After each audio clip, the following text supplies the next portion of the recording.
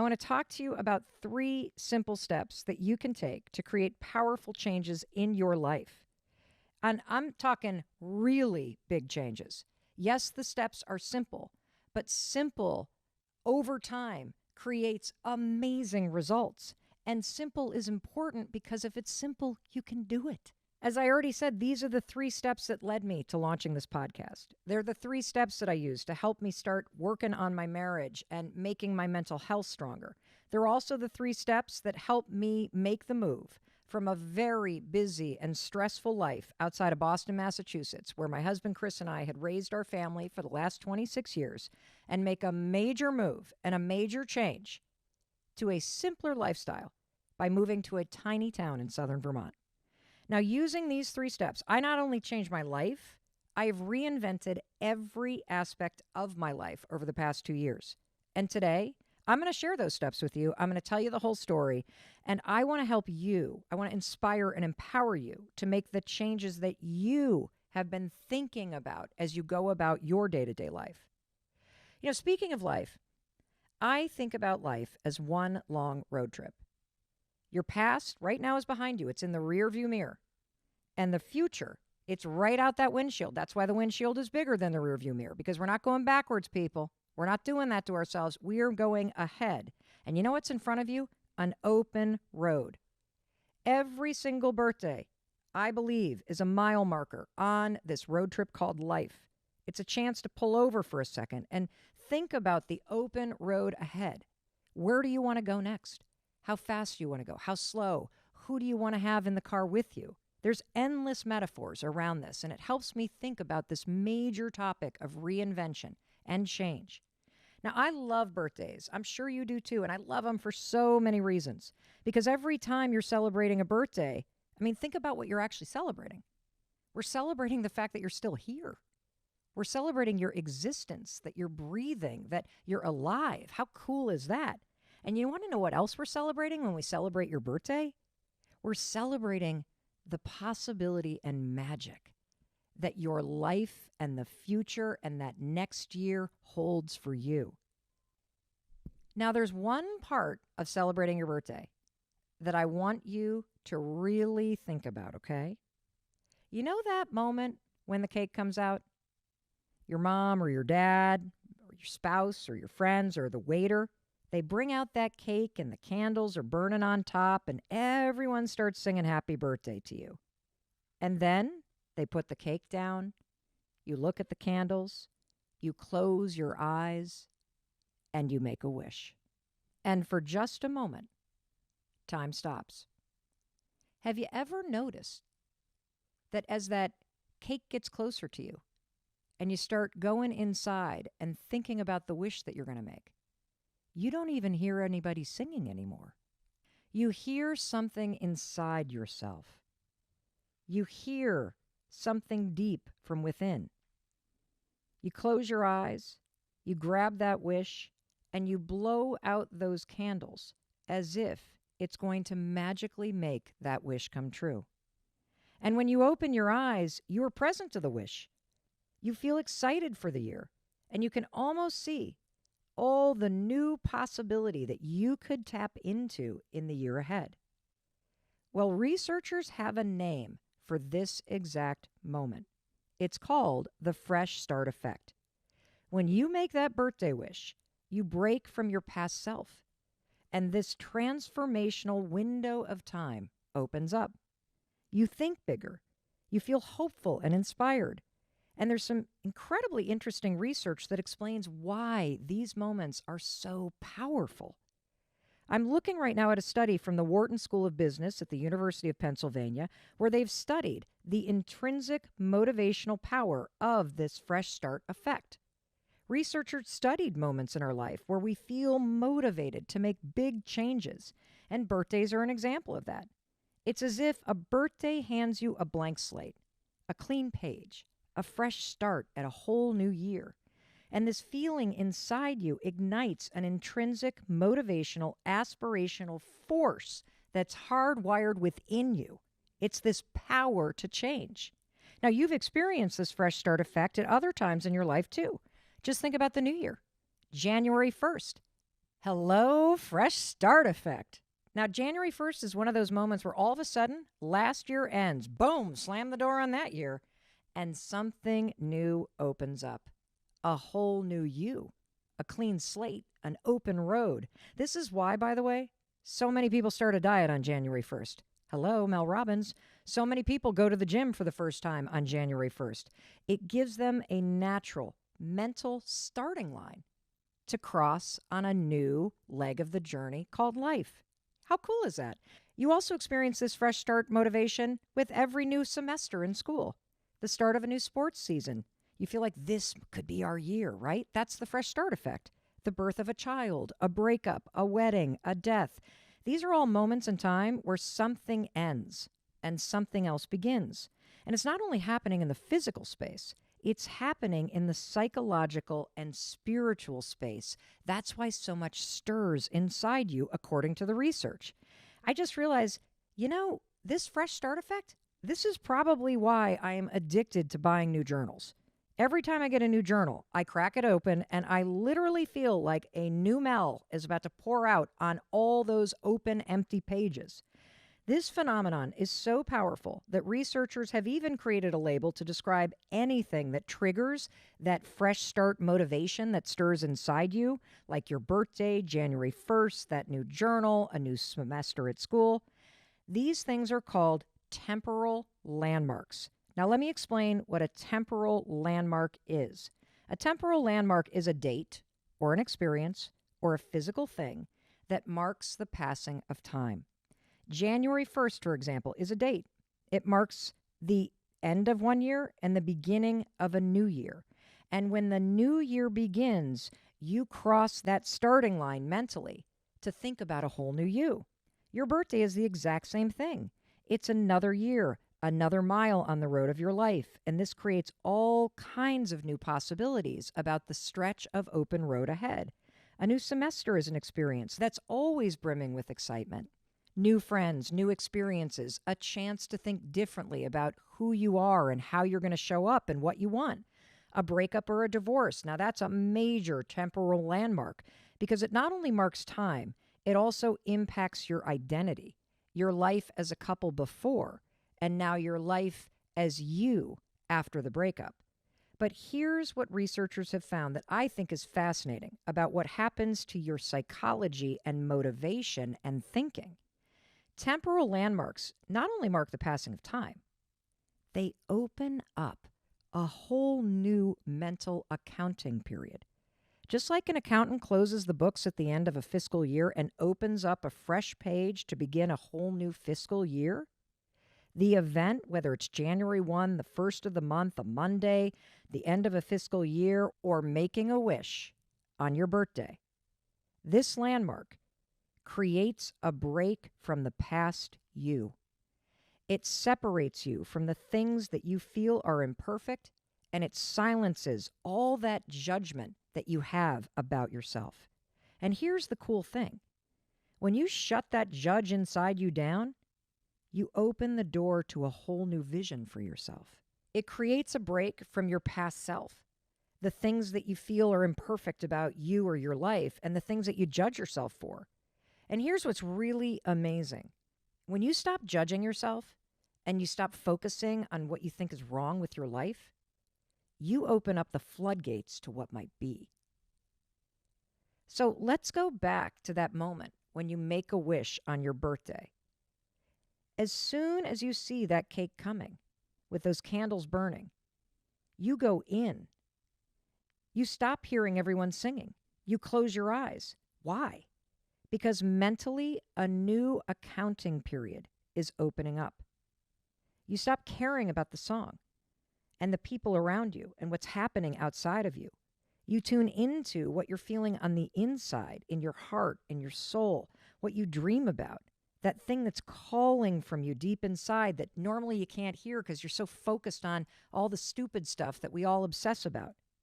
No one even has to tell you to close your eyes. You see that cake coming. You know that you can make a wish. You just do it naturally. And when you go inward, you're disrupting the circuitry of your old thinking, your old judgments, and your past habits. For just a moment, you're escaping the old you. And then you make the wish, a wish for what could be, a wish for what will happen this year, in the next year of your life. And the same thing happens when you sit down at the end of the year and you create resolutions, not the one you share with people at a party. I'm talking about the real ones that you write down in your journal. Here's another moment like that. You know that moment after a really painful breakup? This one takes a little bit of time because you basically need to cry and feel bad about yourself for about a month or two, you know. And then one morning, you wake up and you realize, oh my God, I'm happy that's over. I'm better off single. And you let go of the relationship and the version of you who was holding on to it for so long. And more importantly, in that moment of acceptance, you stop judging yourself and you realize you'll be okay. No, you'll be more than okay. You're going to be great because of this. And then you start to do the work to create a better life. These temporal landmarks are a big psychological deal because something really profound happens inside of you for a second. You snap out of all the stressful bullshit that's going on and the relentless self-criticism, and you have this mental freedom, this temporary break from your normal negative thinking, and you allow yourself to consider the bigger picture. You allow yourself to envision the future you. You tap into your deepest hopes, your wildest dreams, and your most exciting aspirations. You see a vision for a better life. You see that, yes, you deserve to be happy. And that's exactly what I want you and I to experience today on episode 1 of the Mel Robbins podcast. Let's hold each other's hand and sit side by side and imagine what might be possible in the next year of our lives if we let go of the past and we hold on to our dreams. That's the invitation I'm giving to you. Allow yourself to have a fresh start. You don't have to wait for your birthday or January 1st to change your life. You can turn the page on the past and start writing that new chapter today. And in just a few minutes, I'm going to share the 3 simple steps that you can use to create that powerful change that you've been wishing, wanting, or dreaming about. The fact is, change is possible, and you can't convince me otherwise. I know you might try, but I know that it's a fact. Change is possible. It's possible for everyone, and it's possible for you. Now, we're going to talk about this in depth, but the bottom line is, if you can imagine that new chapter, there is a way to make it happen. And I guarantee you, someone else on the planet has done it. I mean, there's about 8 billion people on this planet. Someone else has faced what you're going through right now. Someone else has built the company that you dream about building. Someone else has gone from where you are to where you envision yourself going. Someone else has improved their relationship, healed their mental illness. And if someone else has done it, you can do it too. Start seeing people in the world around you as evidence of your own success being possible. I want you to start saying to yourself, if they can do it, then I can do it. Other people's success just proves that you're worthy of what you want. And more importantly, that you're capable of reverse engineering how they got there and doing the work to get it for yourself. Now, I get it. It might not happen the same way or look the same way. You might not be starting on the same starting line. And it might not take the same amount of time. But if you keep telling yourself, if they can do it, I can do it, you're going to change your mindset. And you're going to see that, yes, it's true. There is limitless success, love, money, and happiness. There's enough for everyone, and there's enough for you. And I want you to use me as an example from time to time. If Mel Robbins can do it, then I can do it. And honestly, I'm going to be looking to you for the same encouragement from time to time, because I'm sure there are things you've accomplished or experienced that I haven't. So let's agree. We're going to encourage one another through this thing, okay? I know how to create massive change because I just did this in my own life. Over the past 2 years, I've completely reinvented myself in every aspect of my life. And look, I'm not being dramatic. It's a fact. It wasn't easy, but it was worth it. The Mel Robbins that you're hearing right now is not the Mel Robbins that I was just 2 years ago. 2 years ago to this exact birthday, on the day that I turned 52, I did not wake up and feel like $1,000,000. I did not see an open road. I saw a dead end. I was not kicking ass and taking names. 2 years ago, when I turned 52, I was sucking wind. I woke up all alone. I felt lost and stuck and scared. Here's what was going on in my life. I had just been fired from my dream job. And look, I'd been fired from other jobs in the past when I was younger, but boy, at 52, that really stings. Then with COVID, the speaking and event business came to a halt. And as a small business owner, I'm responsible for the livelihood and health care of 15 families, including my own. So I started to panic. As the income dried up, I had no idea how I was going to continue to make payroll. And to add to that, I had people in my inner circle that betrayed me. They lied to me, they stole from me. So I just felt rocked because people that I trusted, that I had counted on, had violated that trust. That's what made me feel so damn alone. Plus, then college was canceled. Remember that? So we were all under the same roof with our 3 kids, 2 of whom were in college, and they were all anxious and angry and sad and grieving. I mean, it was like living with caged animals. I bet you felt a lot of these same things. And finally, my husband, Chris, he had just been diagnosed with long-term depression. I mean, talk about a shitstorm. I felt like absolutely everything was spiraling out of control. So here I am on my 52nd birthday with all this going on. And I wake up in the bunk room at my mother-in-law's house where we're quarantining. And I just started crying. The sadness that I had been trying to push down, it just poured out of me. And I instinctually picked up my phone and I just started filming how I felt. I figured someone out there on the internet would relate. And maybe, just maybe, they might even be able to give me some encouragement back. Now, when we come back after a short word from our sponsors, I'm going to play that video that I made on my 52nd birthday. And you're going to hear that sad, lost Mel Robbins. And I want you to hear it because I want you to know I've been there, and I've been there recently. And clearly, if I'm where I'm at now, kicking ass, taking names, going after my dreams, doing better than ever, I know how to bridge the gap from where you are to where you want to go. And later in the episode, I'm going to share those 3 steps with you that I took to make powerful changes and reinvent my whole life so that you can use those same proven, simple steps to make whatever changes you want in the next year of your life. All right, so today is my 52nd birthday. And normally on my birthday, I wake up excited because I feel like I've just been handed a clean slate and the opportunity to create a brand new year. And I spend the day reflecting on the last couple of years, and I spend the day brainstorming about what I want to create this year. And this year is not a normal year. I did not wake up feeling excited. I woke up feeling lost. Because as I thought back over the last few years, it's been an incredible adventure, but I've experienced a tremendous amount of change in my professional and personal life that has just knocked me on my knees. From losing my daytime talk show, to having my book contract rescinded, to having the speaking business basically implode until at least another year from now, to not being able to be with you face-to-face, to not being able to work with my team face-to-face. I just got rocked.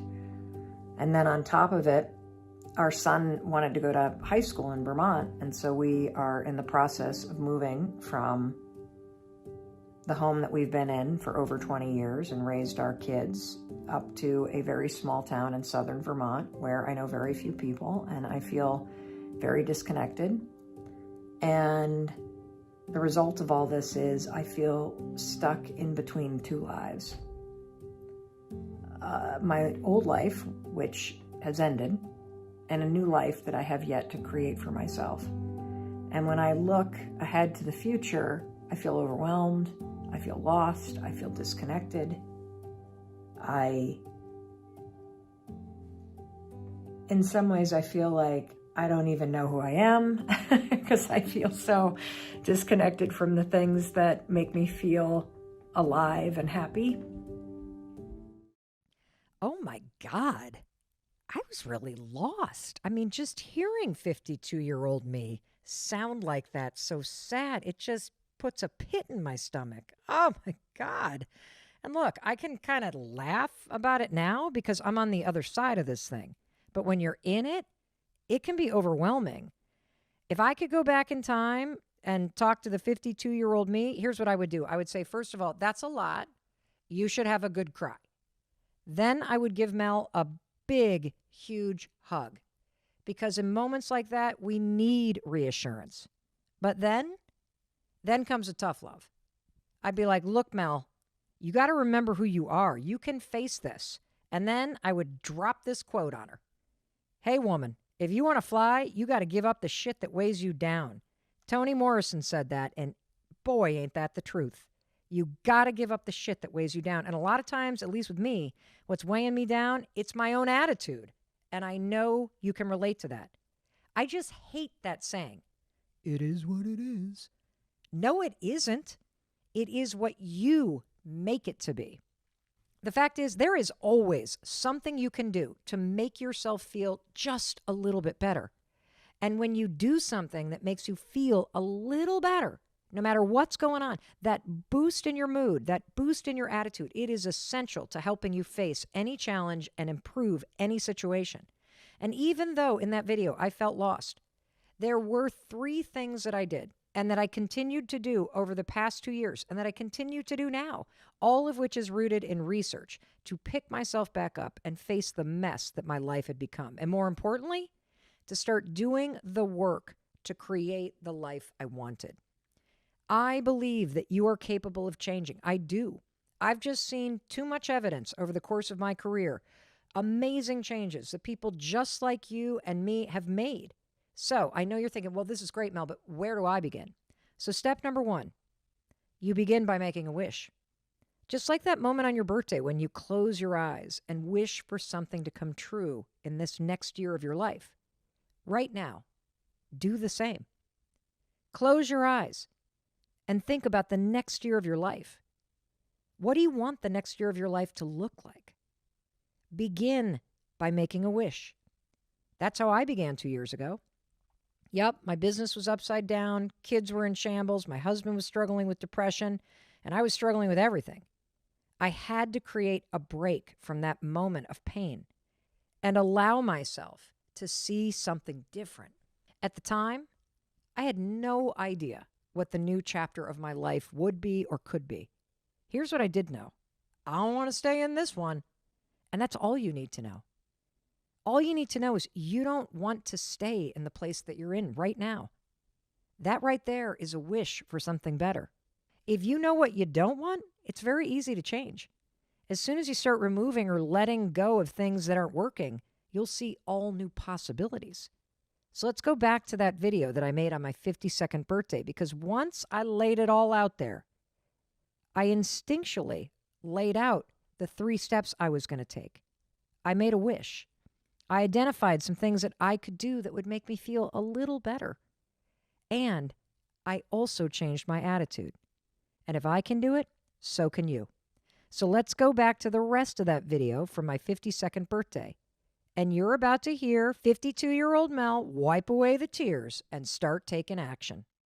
Here are the steps I'm going to take. Number 1, self-awareness is critical. So recognizing that you feel lost or disconnected or suspended between your old life and your new life, overwhelmed, whatever you feel, it's so important to name it.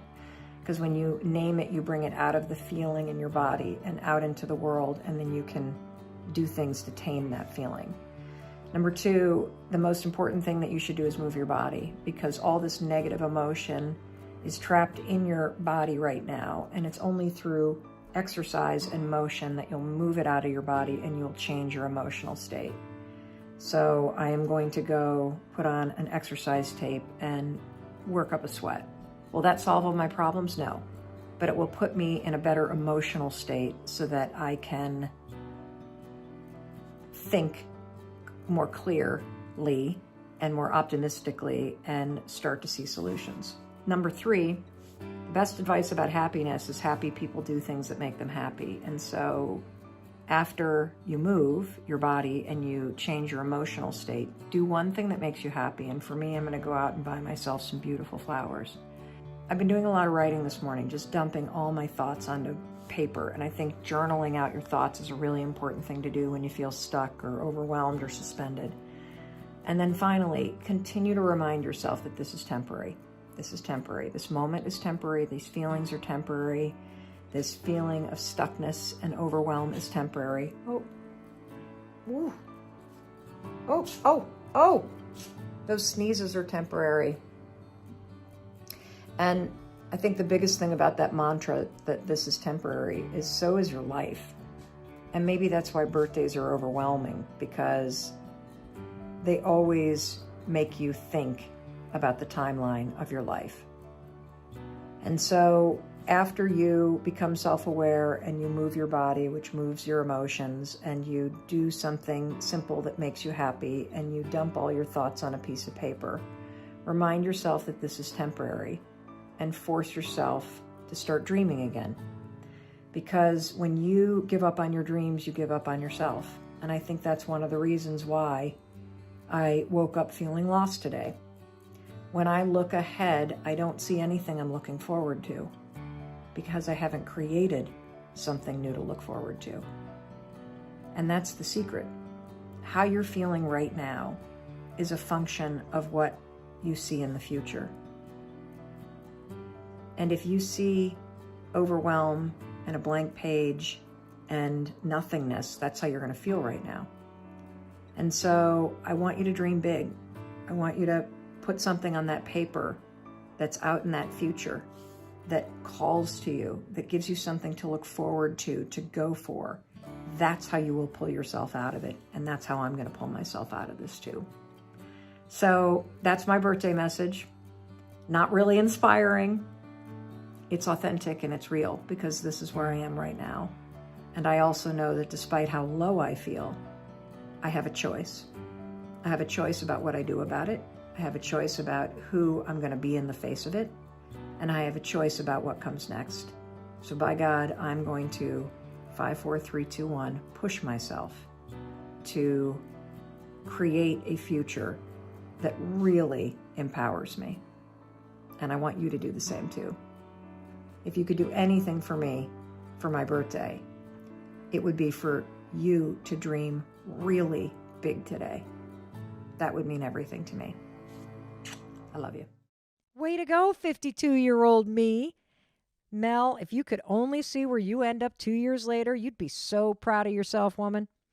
And you know what? When you follow these same 3 simple steps, you're going to be proud of yourself too. And I want to make sure you're not just listening along or watching this podcast episode on YouTube. I want to make sure you're able to apply these 3 takeaways and what you're learning in this episode to your own life right now. So let's recap what you've learned so far. You've learned about the fresh start effect and how temporal landmarks can trigger a whole new chapter in your life and unlock the intrinsic motivation that's inside you that's going to help you take action. Let's create your fresh start right now. Step 1. You already heard this. Make a wish. Just ask yourself one powerful question. What do I want the next year of my life to look like? Number 2, no matter how you feel, start taking the actions that align with what you want in your life. Stop making the mistake of waiting to feel happy or motivated before you take action. The secret, it's taking action first, because if you can get moving, you can keep moving. And research shows that just a little boost in your mood impacts your productivity for the rest of the day. It impacts your focus. It gives you a little uptick in energy. Taking actions that align with the bigger vision and the future you, it taps into this huge body of research called behavioral activation therapy. Now, you're going to learn a tremendous amount about this therapy modality in future episodes of the Mel Robbins podcast, but here's how I'd summarize it for you. Act like the person you want to become in the future, no matter how you feel in the present moment. Look, I know it sounds simple. Act like the future you. But this is grounded in decades of research, and it works. This is how I've made every single change in my life. Once I figure out what I want to do or the kind of person I want to become, I figure out someone else in the world that's doing it, and I just reverse engineer it. And that's how you create a brick path that leads from where you are right now to where that wish of yours wants to take you. And every morning, wake up, take one action that aligns with what you want or the person that you want to become. And you can consider that action, it represents one brick. And if you keep doing that day by day, brick by brick, action by action, you're going to look up a year from now and you'll realize, oh my God, I just paved a brick path leading to my dreams. What the heck? Mel was right. And step number 3 in making powerful change in your life, find the proof that you can do it. It's all around you. You just need to look for it. Find anyone that has the life that you want or that has made the change that you want to make.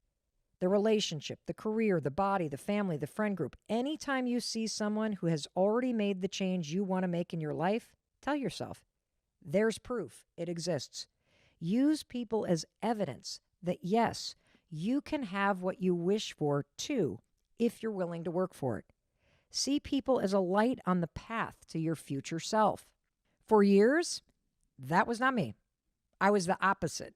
I did not see other people as lights on my path. I saw people as robbing me of the lights that I wanted. I had this really stingy, jealous, and insecure attitude. If a friend of mine was renovating their kitchen, I would smile, that tight smile that people have when they're faking a smile. And I'd go, oh, it's so pretty. I love the white cabinets. But inside, I was seething with jealousy. And the reason why is because I believed that somebody else's happiness or success somehow was robbing me of mine. It's the opposite. Their beautiful kitchen means if I can work for it, I can have one too. Their amazing relationships means I can create it too. Their success or the business they've built means it's possible for you too.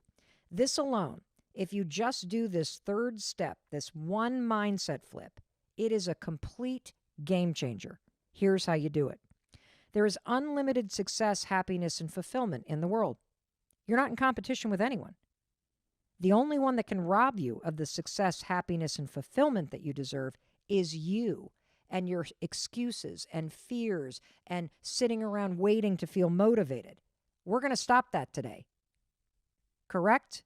Good. I'm glad you're listening because we're not doing that anymore. You're not going to wait 6 years to get started. You are going to start taking actions that align with what you want now. And when you see other people as evidence of what's possible for you, as you start seeing them not as extinguishing your light, but lighting the path that you're now walking on, holy cow, talk about throwing gasoline on that internal fire of yours. And by the way, don't you ever forget, you are a light on the path for someone else, and you don't even realize it. So think about that for a second. You are just a step or two ahead of someone else. I mean, if you've grieved the loss of a loved one, if you've changed your career, if you've survived heartache, if you've sold a family home, if you've reinvented some aspect of your life, if you've lost weight, if you're able to live with depression, if you were the first in your family to graduate from college, your life experience proves to someone else that it's possible for them too. So you better make sure that as you start chipping away at your own wishes and goals, that you hold that light up a little bit higher for everybody that's behind you. Now, these steps sound super simple. So I'm going to go through them one more time because I want to make sure you get how powerful they are. So let's go back to 52-year-old Mel and let me explain how each one of these steps worked for me back when I was sad and lost 2 years ago. So step number 1, you make a wish. You got to consider that question. What do I want my life to look like? Now, here's the truth. I couldn't answer that question 2 years ago. When I was 52, sitting there crying in the bunk room, I had no idea. I didn't know what I wanted. I didn't even know how to fix all my problems. And that's okay. You don't have to know the answers because those will come. But I did know I didn't want to stay feeling sad. And that's all I needed to start the change. Because step 2 is, once you know one small thing, I don't want to feel so sad. I don't want to be lost on my birthday. Just take actions that align with that thing that you want. I wanted to be happier. So I just focused on simple things I could do in that day to make me feel a little better. I get it. This isn't rocket science, but it works. But somehow, when you start to apply this stuff, it does feel like rocket science because it does launch you somewhere else. So that day, I exercised. I bought myself flowers. I watched some stand up comedy specials on TV so I would laugh a little. I just forced myself to do those things, to start walking toward what I wanted, which was just to feel a little happier. And look, this stuff doesn't work overnight, it works over time. And so every day, I just woke up and I kept making myself do the things that made me feel a little better, even though I didn't feel like it. Simple things, exercising, journaling. And I kept on contemplating that question, what do I want my life to look like? And over time, day after day, brick after brick, as I added in positive forward action, aligned with feeling a little happier, and as I started to let go of things that were bringing me tension or sadness or friction, the answers started to emerge. I didn't want to travel so much for work. I didn't want to miss out on my son's high school the way I missed out on our daughter's high school experience. I wanted to get reconnected at a really deep level with my husband.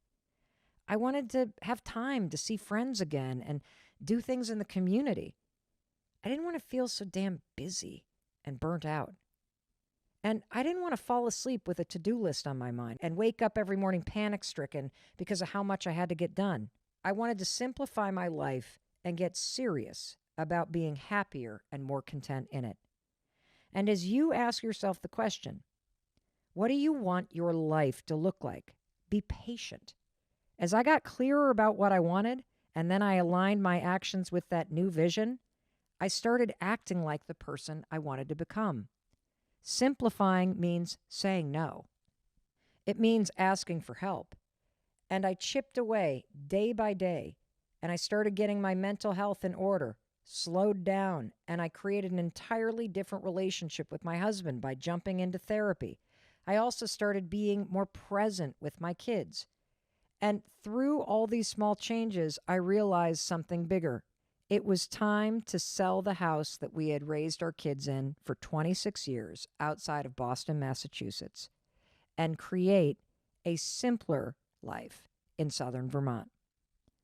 And as I started to say no and put what mattered to me first, I all of a sudden had more time to do what I really wanted, which is to launch this podcast, because I wanted to forge a deeper connection with you.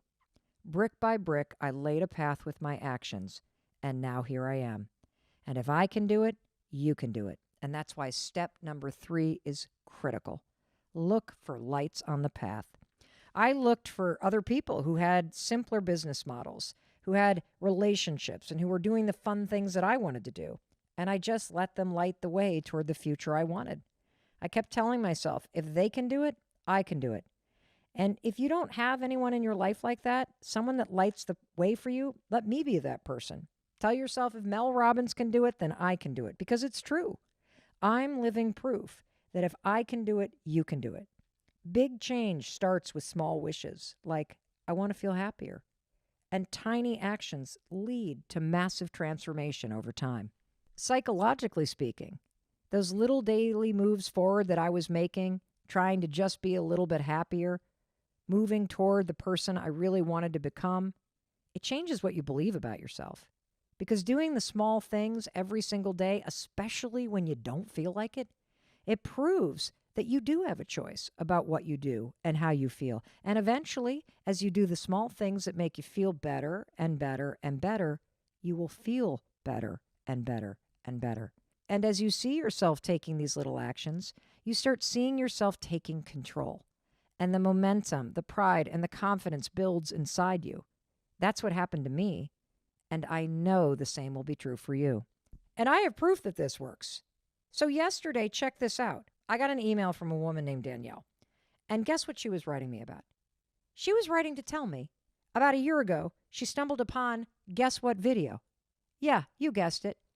The one I made on my 52nd birthday. I mean, come on, what are the odds? I was about to start taping an episode about the same video, and now suddenly I'm getting an email from a stranger telling me, oh, by the way, Mel, I saw that video on your 52nd birthday and I followed the steps in it, and now my life has changed. What are the odds? Those are magical. And I always pay attention to that kind of stuff. So I reached out to her. I talked to her on the phone. And now I want you to listen to her read the email she sent to me yesterday. I just love this kind of stuff because it all connects. And before I play it, I want to warn you that this may be triggering for you to hear. Because when Danielle stumbled upon that 52nd birthday video of mine, she was in a way worse place than I was up in that bunk room. She was thinking of ending her life. Your birthday saved my life. The video you made on your 52nd birthday was the first Mel video I had ever seen. And it was the last day of my life, or it would have been.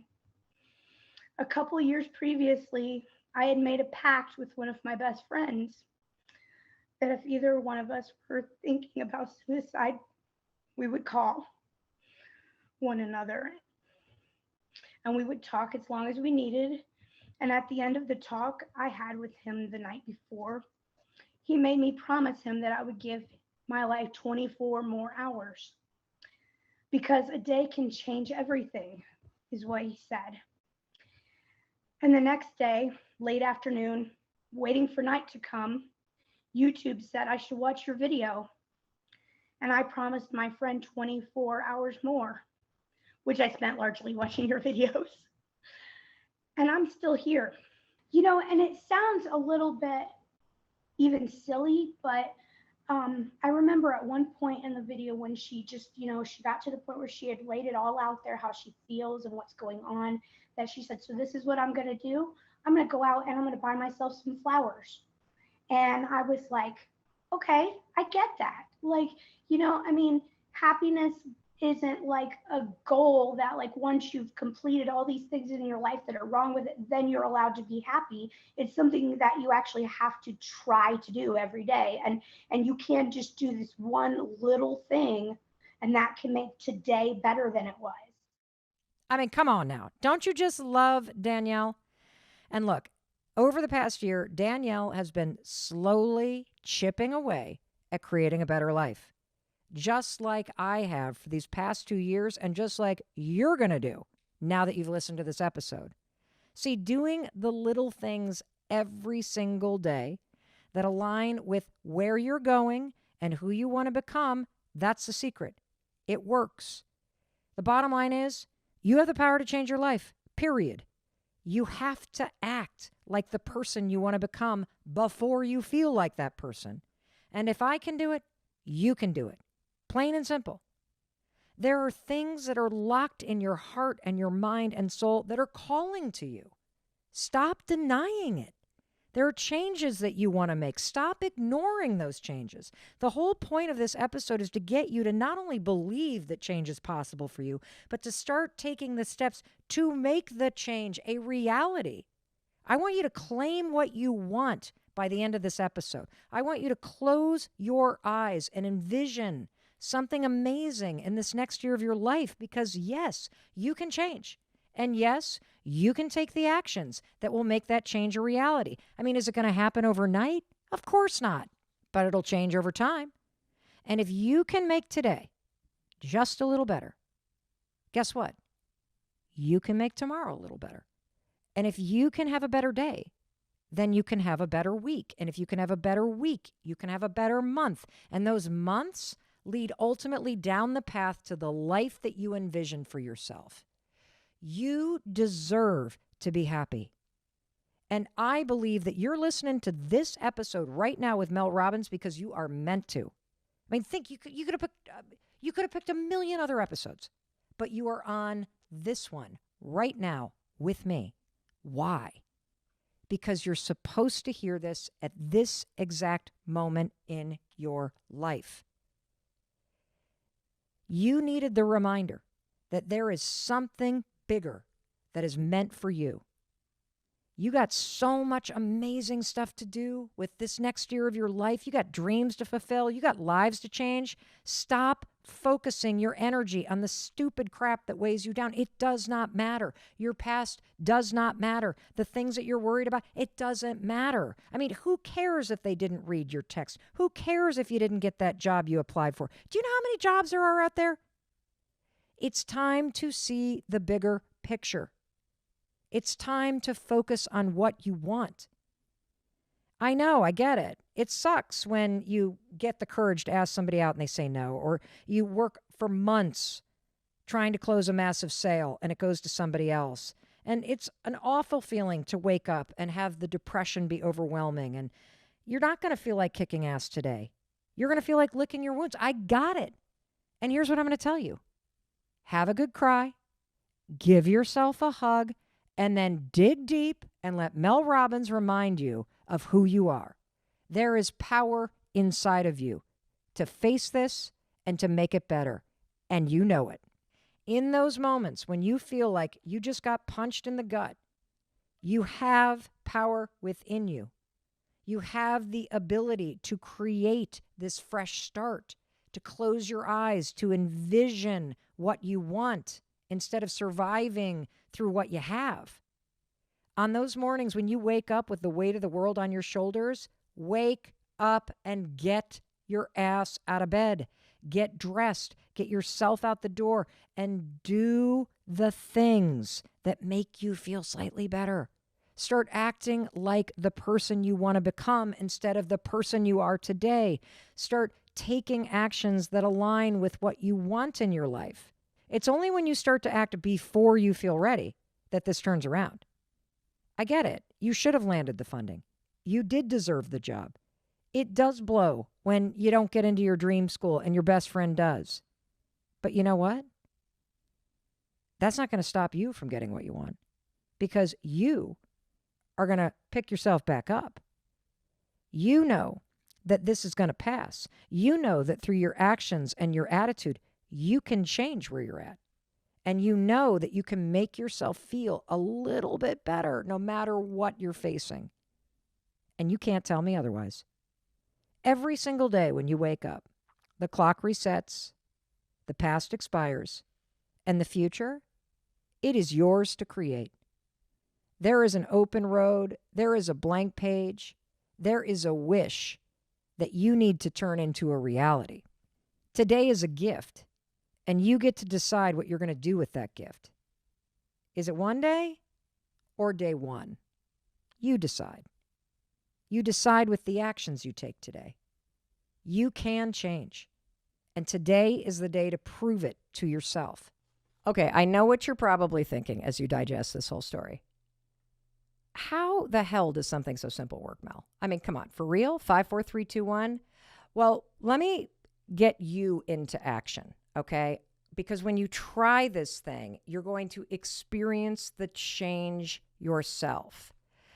One of the reasons why this is so powerful is because your brain has one job, and that is to keep you alive, which means your brain will resist any kind of new change you want to make. And the thing I'm going to have you do is going to make you feel this resistance. And it's important for you to realize that this is part of your wiring.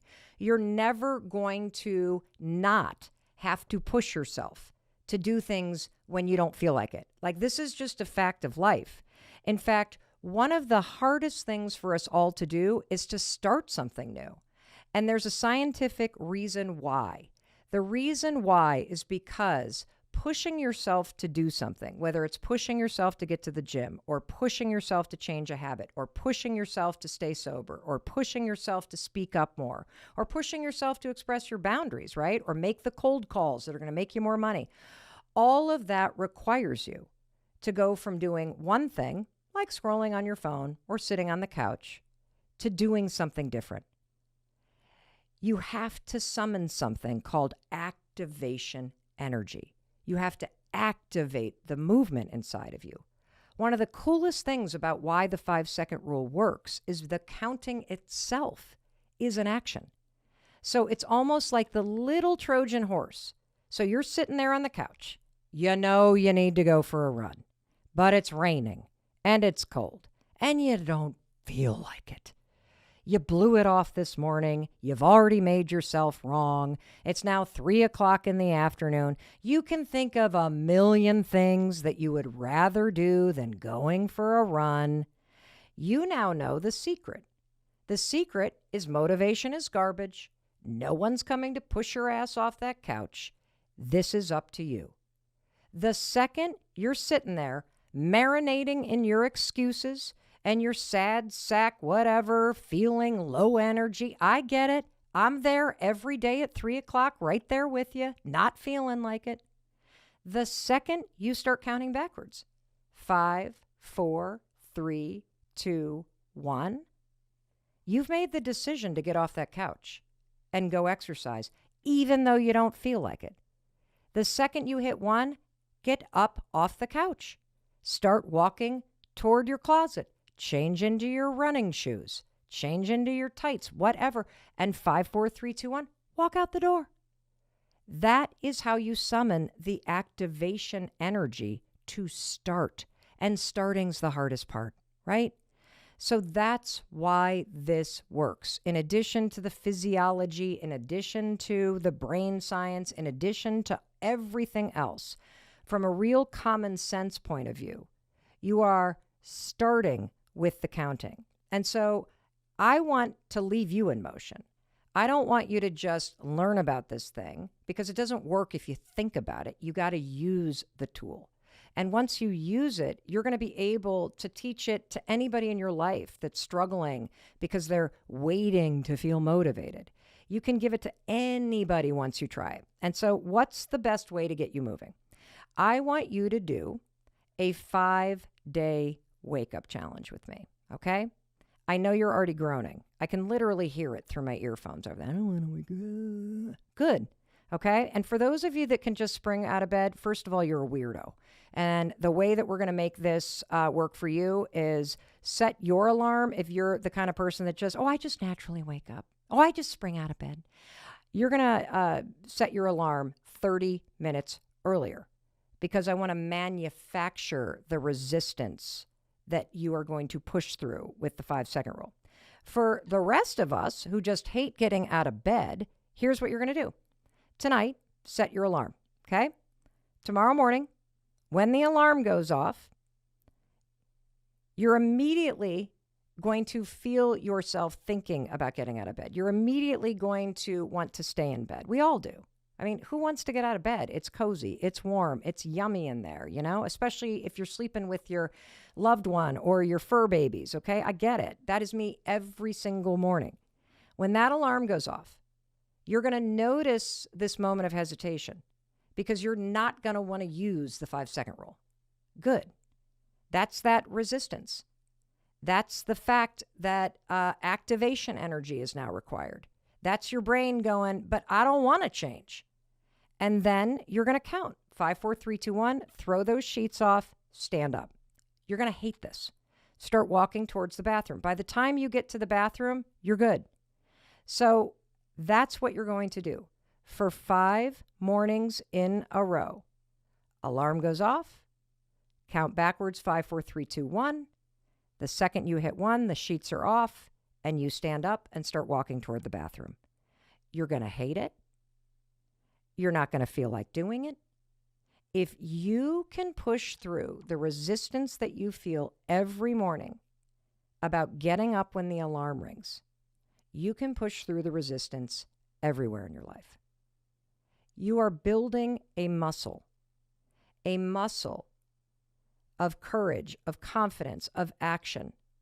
You are building the skill of being able to take action when you don't feel like it. And that skill will pay you dividends for the rest of your life. Now, I'd like to support you in this Wake Up Challenge. And let me support you. And here's how you can let me support you. Go to melrobbins.com/wakeup. WAKEUP. One word. Wake up. I don't think it's one word in real life, or maybe it is, but on the website, it's melrobbins.com/wakeup. If you, the instructions for the Wake Up Challenge will be there in case you want to share them with somebody else. And more importantly, if you share your email with me, don't worry, I'm not going to put you in some, I'm not going to sell your name to anybody. I just want to support you. I will send you a really fun, encouraging email every single day that you're in this challenge for 5 days, because I really want you to try this.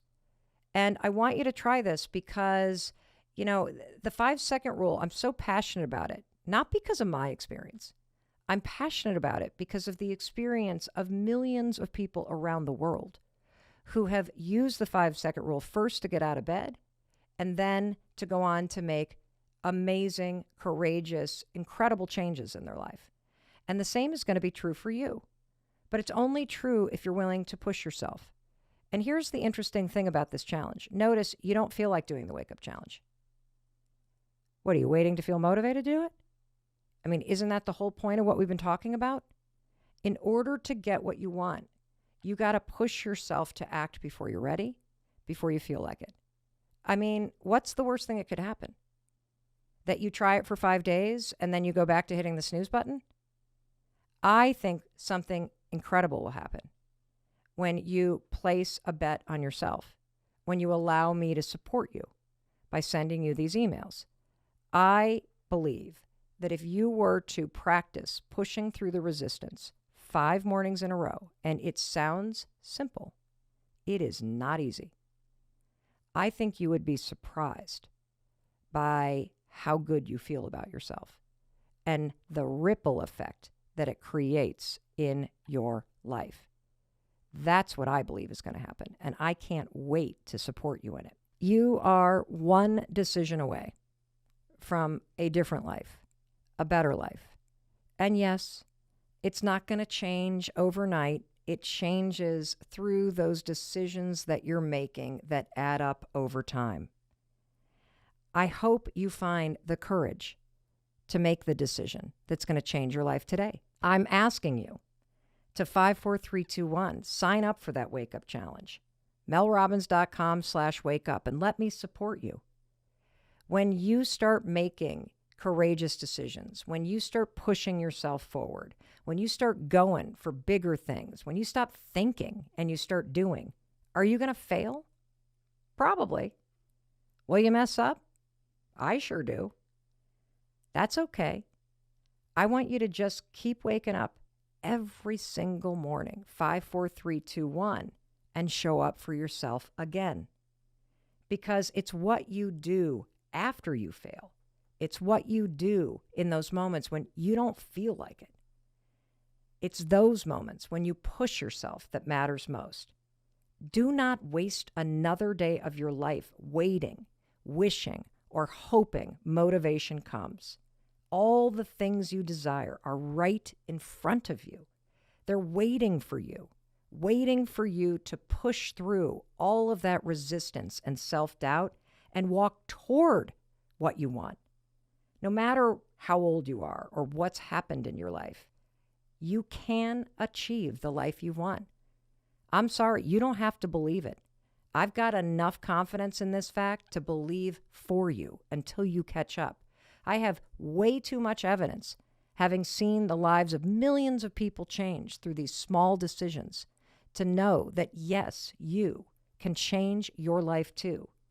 You have dreams to fulfill. You've got a world to change. You've got a life to live. So I want you to get your butt out there and 54321, go do it. I will see you in the Wake Up Challenge. I will see you in the next episode. And I am so excited to be kicking off this whole new chapter of my life with you. Thank you for being here. And more importantly, thank you for trying this, because thinking about this tool is not going to change your life. Motivation is garbage. No one's coming, but you got everything inside you that you need. So 54321, go do it. Have you stopped to consider that the best place to make a change is by letting go of things, of projects, of thinking patterns, of relationships that no longer serve you? And the big question is how? How do you know when it's time? And I have got not only a fantastic visual metaphor to help you understand this concept, but I also have a really interesting way to approach this. We're going to talk about the fact that your energy and your intuition is always there to tell you when it's time to let something go because it no longer serves you. So, to get into this topic, I want to introduce the metaphor. And it was the metaphor I had started talking about as we were on that hike together. I mean, here in the United States, anyways, it is autumn. It is the fall season. We are all about pumpkins. We are in harvest time. There are corn stalks everywhere. We're getting ready for orange and red and all those amazing colors and carrot cake. I mean, I love this time of year. And I realize it may not be fall where you are. If you're, part of our global fan base halfway around the world, it's summertime. Don't get hung up on the fact that I'm using fall as a metaphor. I personally believe whenever it is that you are listening to this episode, even if it's 2 years from now, you're listening to this right now because you are meant to hear it right now, because there is a new season that needs to start in your life, and that's going to require you to let go of things that no longer serve you. And so let's talk about the metaphor of what happens to a tree when the fall season hits. And in researching this for you, because, it's one thing to just kind of tell you a metaphor. It's another thing to really understand it and explain it. This was fascinating. I know we learned about chlorophyll and fall and the life cycle of a tree in elementary school, but I had forgotten most of this stuff. So check this out. The reason why a tree has leaves is because the tree needs energy to survive. It needs energy to grow. And the leaves have a very particular purpose. The leaves are there to take the sunlight and convert it to energy so that the tree can grow. And in exchange, the tree gives a ton of water back to these leaves. I mean, this process of the leaves sprouting and the leaves growing and the leaves taking its surface area and converting the sun into energy so the tree can go from a tiny little acorn to a mighty oak, that is a lot of energy. And there's this reciprocal nature to the relationship that a tree has to its leaves, because the tree has to bring in tons of water in order to fuel this energy exchange. And here's the reason why leaves fall off a tree. In the middle of winter, at least here in the United States, when the ground is frozen and snowpack is on top, there is no water for the tree. And if those leaves with their big flat surface were to stay on that tree through winter, the leaves would kill the tree. It would suck the tree dry of all the water that it needs. An interesting thing about fall is that, we look at the leaves turning, and we look at the leaves dropping gently and falling down to the ground as this beautiful thing that happens. This natural thing that happens. It's so lovely. It's just wonderful. Isn't this delightful? Do you want to know that this is almost like a violent act?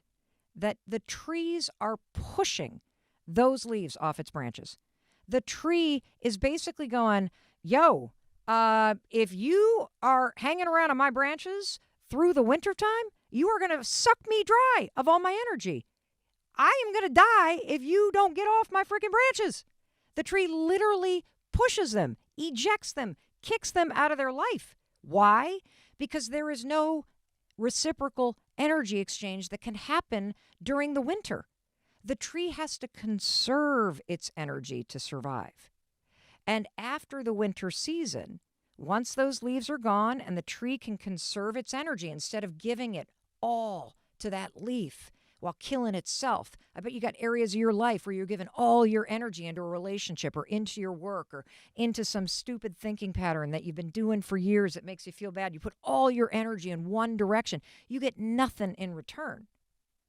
That's what fall is for a tree. The fall season for a tree is, thank you very much for spring and summer. You were amazing.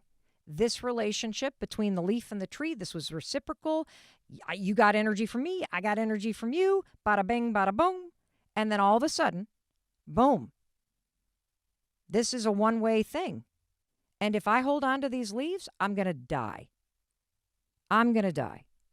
And I'm bringing that metaphor and that visual and that documented point of view that this isn't just some lovely thing where the leaves, change colors and it's so beautiful and now we all drink a pumpkin spice latte. That's not what this is. This is a tree's survival. This is about energy. This is about the fact that in order to grow, in order to be strong, to be the best you got to surround yourself with relationships and work and projects and friendships and habits where there is an equal reciprocal exchange that you give and you get in return. And that's where we're going to start when it comes to how I want you to think about this concept of letting go.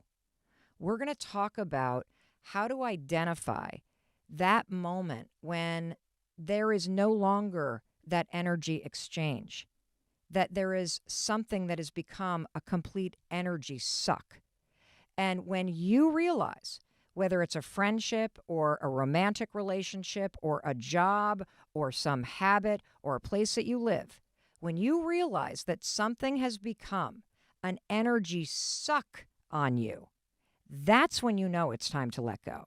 That's when you know, like that tree, that you better kick that thing off your branches because it's hanging on to you or you're holding on to it. And if you keep doing that, what will happen? And you've had this happen in your life where you've held on to things for too long, where you refuse to let things go. And what did it do? It sucked you dry. It sucked you dry of your energy. It sucked you dry of your vitality. It made you feel depleted. Instead of those leaves or that project or that person withering away and falling to the ground so that you could regain your strength, so that you could step into a new season of your life, no, you gave it all to them. You held on for too long. Well, guess what?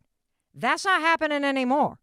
Because what we're going to talk about when we come back from a short word from our sponsors, which I want you to listen to, because, by the way, our sponsors, they're the reason why I can show up twice a week. There is a reciprocal exchange between us. They literally pay for this show, which is why I'm so enthusiastic about it, so we can put this out there around the world for free.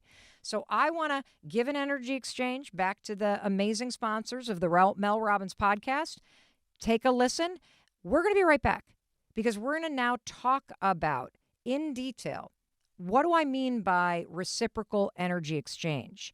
And where are the major areas in your life where you tend to start to have this be a one-way thing, where you're given all the energy and you're the one that's depleted and dry? All right, I'll be right back. You hang on to my branches. We're not done yet. It's really green right now, which means these trees are holding on to it. Chlorophyll. That chlorophyll is coming through, but in literally a matter of days, the green is going to leave those leaves, yellow, orange, red, brown, purple. It's going to take over, and those leaves will have served their purpose, and they will all of a sudden wither away and fall to the ground. That was Mel Robbins, your friend who has a degree in botany. No, just kidding.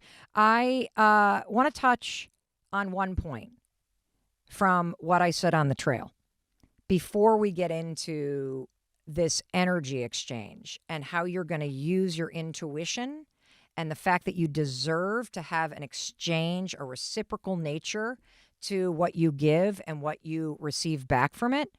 I want to talk about one thing that I said, which is the leaves served their purpose.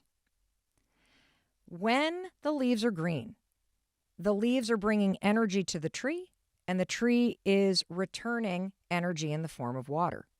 The reason why the leaves start to change is because the tree starts to pull back. The tree starts pulling back on the amount of water that it is sending to the leaves. The tree is starting to let go. The leaf no longer serves a purpose. And this is an important thing to say, because so often we have trouble letting go of friendships, of habits, of jobs, of, for me, where I lived and raised our kids for 26 years. We recently sold our home, and by God, I held on to that for probably 2 years longer than we needed to because I had trouble letting go. But what I want you to focus on is that when something has a purpose in your life, that's an amazing thing. And it's also normal for something to serve a purpose during a specific period of time and to no longer serve a purpose in your life now or in the life you want to create. And so when you honor that a friendship served a purpose, and a really good example of this is, you know how whenever you have a new job or you move an apartment or you move to a city, that all of a sudden the patterns in your life change and your friendships change. And your friendships change because now you're doing different things. So you're bumping into different people. It doesn't mean that you're no longer friends with the people that you used to hang out with at work. But the friends that you had at work served a particular important purpose during that period of your life. There was an equal exchange back and forth. What you gave, you received back. It's why you ate lunch with the same people every day. You enjoyed them and they enjoyed you. But now that you live somewhere else, putting a ton of energy back into that relationship when you're not going to get the same back, it doesn't serve the same purpose. And that's why when you let go of friendships, you also need to let go of the judgment on yourself, like there's something wrong with me, and am I doing something wrong, and do I have any friends? Of course you have friends. The patterns of your life have changed. You're putting energy somewhere else because you're getting energy from somewhere else. This is the natural cycle of life. It's the natural cycle of relationships. And I find that when you really honor the things that you need to let go of, whether it's a job you no longer like, or a house you no longer want to live in, or a friendship you don't see very often, or maybe it's some habit. Maybe it's some habit that you used to have. So when you say something serves a purpose, you actually honor. You honor the energy it used to give you. You honor the fact that you put something into it. And you also honor the fact that not everything is going to be in your life forever. And that's what allows you to let go. You start to let go when you realize that holding on to things is holding you back. And in particular, holding on to the guilt and the judgment that you layer onto yourself that you should, but I feel guilty, but this, but that is definitely holding you back from creating a new life and from creating space for something new to happen. And see, that's one of the reasons why you have to learn how to let go.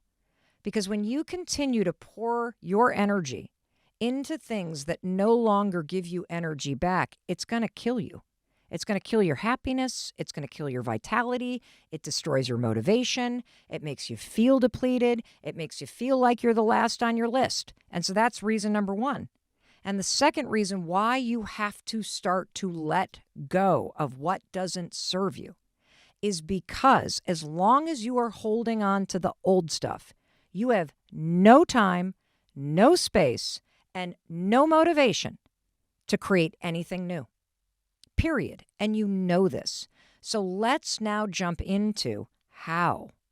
How do I use this energy exchange and my intuition to spot the things that are draining me dry and to let them go, push them off the branches, get them out of my life, thank them for their purpose and their service, but then get out of here because you need to make room for something new and better and energizing. Doesn't that sound good? Yeah, you better believe it sounds good. So let's do it. And one of the reasons why I want you to really focus on energy is because your energy doesn't lie. I mean, just for a second with me, just take a second.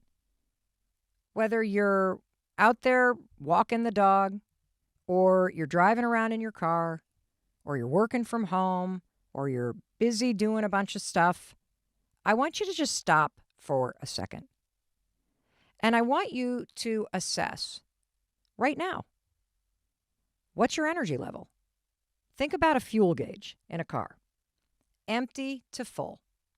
Empty in a human being means you feel depleted, you feel burnt out, you feel checked out, you feel like your whole life is basically pouring energy into everything else. Full in a human being basically means that you're energized, you're excited. You feel like the things that you're pouring yourself into, your habits, your routine, the people you're surrounded with, the projects you're working on, it may be difficult, but it's bringing energy back into your life too. Your energy never lies. We are energetic human beings. And I know that sounds woo-woo. We can get into the neuroscience on that on a totally different episode, but let me prove it to you. Have you ever walked into, say, a coffee shop, and the person that is behind the counter is having the world's worst day? They are super grumpy. It doesn't matter how big your smile is. It doesn't matter how nice you are. They are like, that energy actually impacts you, just like your positive energy can impact somebody else. Energy is contagious, and most importantly, when you hang out with your friend Mel Robbins, I'm going to teach you to start to pay attention to it, and I'm going to teach you to trust it, because energy is also tied to intuition. And we're going to get into this tool of how do you assess, is something giving me positive energy? Is something giving me negative energy? Is this a relationship that is one way, or is this something that gives me something in return? That is the tool we're going to talk about today. And what if the very next morning you walk into the coffee shop and you're having a bad day? Like one of your pets is really sick and it just is really bumming you out and you're feeling really low. And the person behind the counter is just the nicest person on the planet. And they look you in the eyes and they give you a big smile and they are really cheery and they compliment you. And they maybe even ask you, hey, how you doing? You're like, I'm not doing so great. Oh, I'm really sorry. Coffee's on me. How do you feel? You feel better because they poured their positive energy into you and that lifted you up. Energy is contagious. It also always tells the truth. It's like a compass. In fact, a compass runs on magnetic energy. That's why a compass always points true north. It never lies. Your energy doesn't lie either. It's why you feel kind of off around certain people. It's why if somebody texts you and you don't like them, you're like, ugh. But if you like the person, you're like, oh, yeah, cool. Energy never lies. So let's talk about how we're going to use it, okay? So I'm going to break the topic of letting go into two different types of situations. And in each one, I'm going to explain how to use energy and paying attention to the energy inside you, both that you're giving, that you're feeling, and that you're receiving back, in order to know when it's time to let go. So situation number one is super easy. And this is typically when it has to do with things or projects or a job or somebody who's like really, really engaging in toxic behavior. Okay? This is the easy stuff. This is when you have a flood of negativity around something. And I'm going to give you a bunch of examples of this, okay? So we all have a pair of pants that we're holding on to from high school or before we were pregnant or whenever that we can't freaking fit into. When you stare at those things, you're reminded that you can't fit in them. When you try to wiggle them on, especially after a shower, you feel terrible about yourself. That is something that is an example. You need to let go of that. That job that you walk into where there is a pit in your stomach and you gripe about it to your friends and you spend all this energy pouring into why you hate it and resist it, you need to find another job. That friend that does nothing but gossip and roll their eyes and drag you down and literally is such a bad influence on you, you need to let them go. And what does that mean? Well, that depends on you. Donate the pants for sure. Start redirecting your energy from complaining about your job to directing energy to looking for a new one. I mean, just imagine. That's the other thing about this. Do you know how much energy and time and effort you waste focusing on resistance and complaining? If you were to just stop complaining for a day about something that gives you negative energy, like your job or your parents or your boyfriend or your girlfriend or your roommates? What if you stopped complaining? Because that's negative energy pouring out, and you directed that same effort towards something positive, like fixing it or letting it go and creating something new that makes you feel good. Like, I relate to that because I think I've spent a lot of my life pouring negative energy at things that I didn't really like, instead of realizing I needed to complete this. I needed to let this go. The roommate served a purpose 2 years ago. Not a fit right now, and that's okay. Time to kick the leaves off the branches. You know what I'm saying? Time to save myself instead of pouring everything into either another person or my energy into being upset and frustrated and disappointed. So when you have things that are for sure 100% zapping your energy, or you find yourself complaining, griping, resisting, let go. And you can do that in two ways. Obviously, donate, throw out, delete is one. The other one is take all that negative resistance that you feel in you that churns and pour it into something positive. If you can't quit your job, for example, because you need to pay the bills, no problem. Instead of complaining, instead of feeling resistance, spend 30 minutes every morning before you go to work looking for a new one. Or spend 30 minutes every morning pouring positive energy into a hobby or a project or a side hustle that brings you positive energy. And when you start to do that, you start to lift yourself up because you are now getting this reciprocal exchange by pouring energy and attention into something new and something positive. And that's going to lift you up. And by the way, that will also change your experience of that current job that you hate. I know this because I've done it. I remember being right out of, let's see, how old was I? I was 30 years old. I was pregnant with our daughter, who's now 23. And we had moved to Boston from New York City, where I had been a public defender.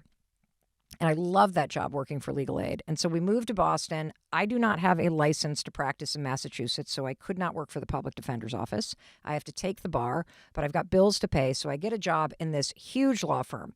And working in a law firm is the exact opposite of being a public defender. When I worked in New York City for legal aid, I was in court 5 days a week from 8 o'clock in the morning till 5 o'clock in the afternoon. That was my job. I was on my feet. I was, negotiating plea deals. I was talking to witnesses and police officers and judges and like that, going to clients, going to Rikers, all of it. When you get a job in a large law firm, you literally go into a high rise and sit in an office and write all day. It was the exact opposite of what I am wired to do. I knew the moment I got that job that I was going to hate it. And for a year, I would get on the commuter rail and I would commute in for 45 minutes, and then I would get off the commuter rail and I would clomp over to the building, and then I would get in the elevator, and then I would take the elevator up to like whatever, the 23rd floor, and then I'd clomp. I'd go into my office and shut the door. And from the moment I woke up every morning, I felt depleted. The closer I got to that office as that train clunk, clunk, clunk, clunk down the tracks towards Boston, the more resistance I felt. I got nothing in return from that job. Yes, I got a paycheck and I needed it, so it served a purpose, but I was getting nothing of value back. Because when I looked at the partners in the law firm, I knew damn well that's not the life I wanted. I knew that this was not a fit for me. But I'll tell you, I made the mistake that everybody makes. Instead of recognizing that that's how I felt, instead of channeling all of that angst and resistance and into looking for something else, I sat there miserable and I felt depleted and I felt awful. And I'm going to confess this to you. I didn't even take the advice then. You know what happened to me? I got pregnant and I had a baby and I went on maternity leave. And when I was on maternity leave, that's when, with distance from it, I was like, okay, there is no way I'm going back there.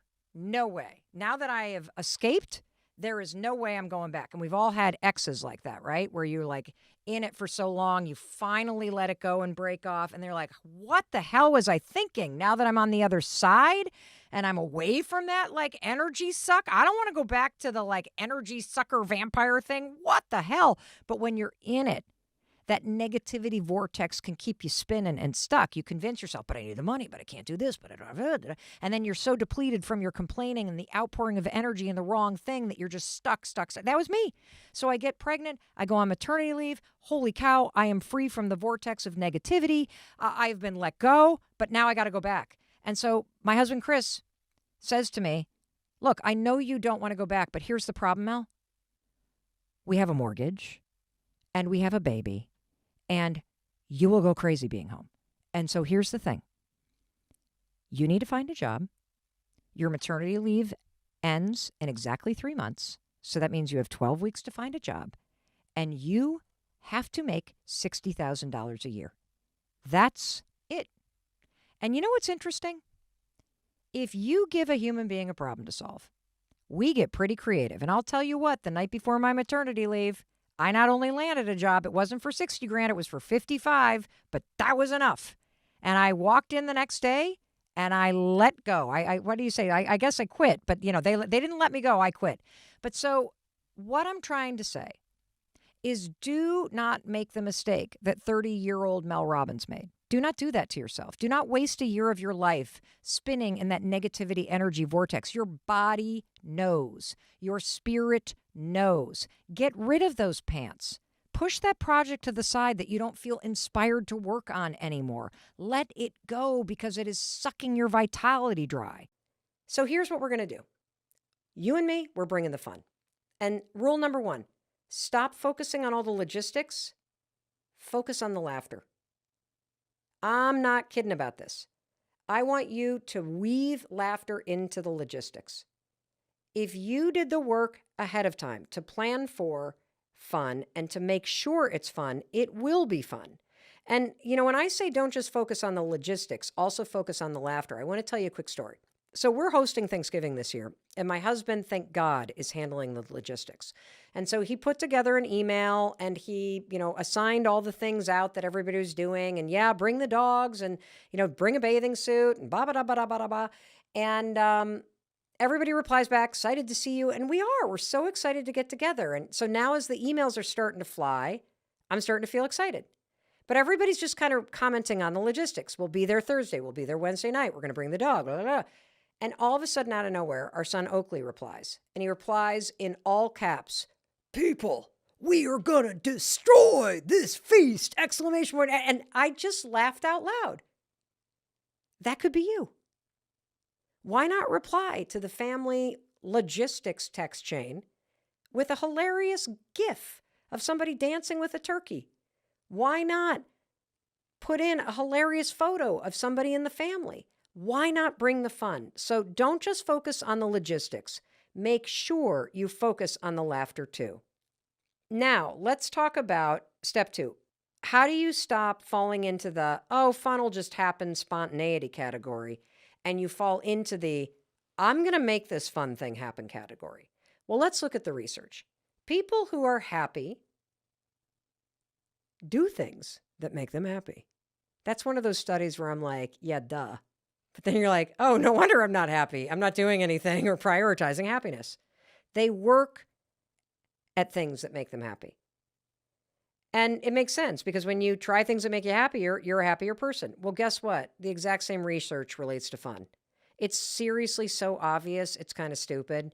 But let's have some fun with it, right? Let's not be embarrassed. Your life becomes fun when you plan things that are fun to you. Or even when normal things. You just bring a fun attitude like our son did to the email chain. All caps, exclamation, let's go, people. And on that note, I want to share a story with you about the power of bringing the fun, okay? Don't wait for somebody else to do it. Thankfully, we have somebody in our family who's incredible at this. Our oldest daughter, Sawyer, who's 23 years old, this woman always brings the fun.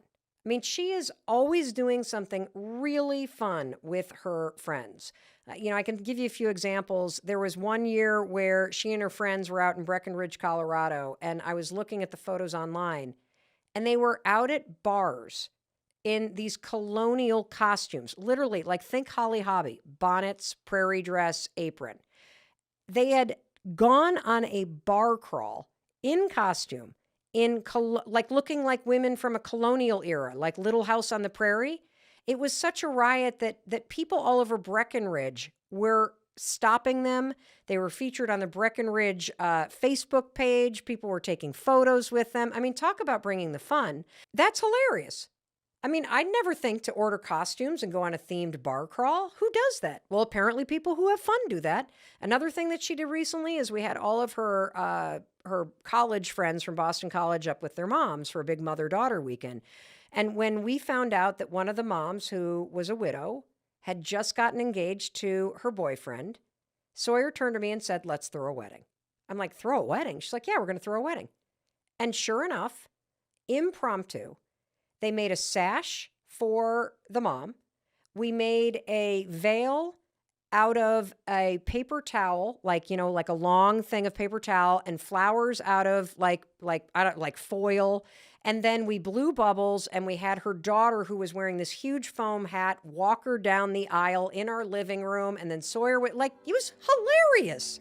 Absolutely hilarious. Why? She brought the fun. When she heard something, she leaned into it, and we just it was just amazing.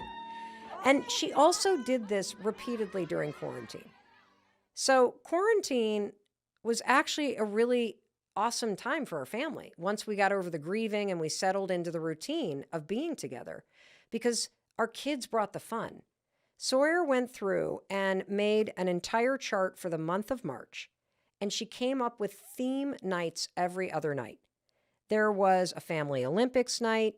There was a bake-off where we divided up into teams, and we had to bake desserts, and we also had to dress up as chefs. I mean, it was super fun.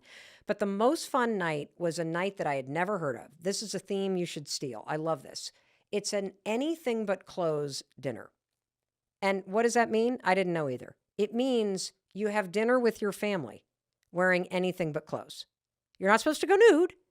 You are supposed to wear something other than clothes. So Sawyer, for example, took 2 huge king-size pillows and duct taped them all around her. So she put one in the front, one in the back, and then duct taped it. So that was her clothes, or her outfit. I can't remember what Oakley wore, and I can't remember what Kendall wore, oddly enough. But I took a champagne bottle box, and I put it across my chest. And the way that I fastened it to me is I poked holes in the top of it, and then I put a ribbon around it and hung it like a necklace, and then put duct tape on the sides so it stayed in place. And then I made a pair of pants out of brown grocery store garbage bags, like 1 bag per leg, and then taped the front together. Now, Chris's outfit was something. Chris took a rubber pot lid. So, you know how you have like a metal pot lid? Well, somebody gave us once these like kind of rubber lids that you can put on top of dishes like in the summer so that flies can't get them, and it had like a little knob on it.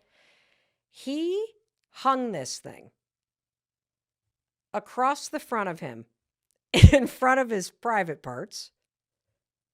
And that's all he wore, except for a pair of clogs and socks.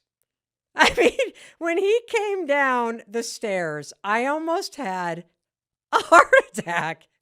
He had basically a pot lid across the front of him with a ribbon around his waist and clogs on.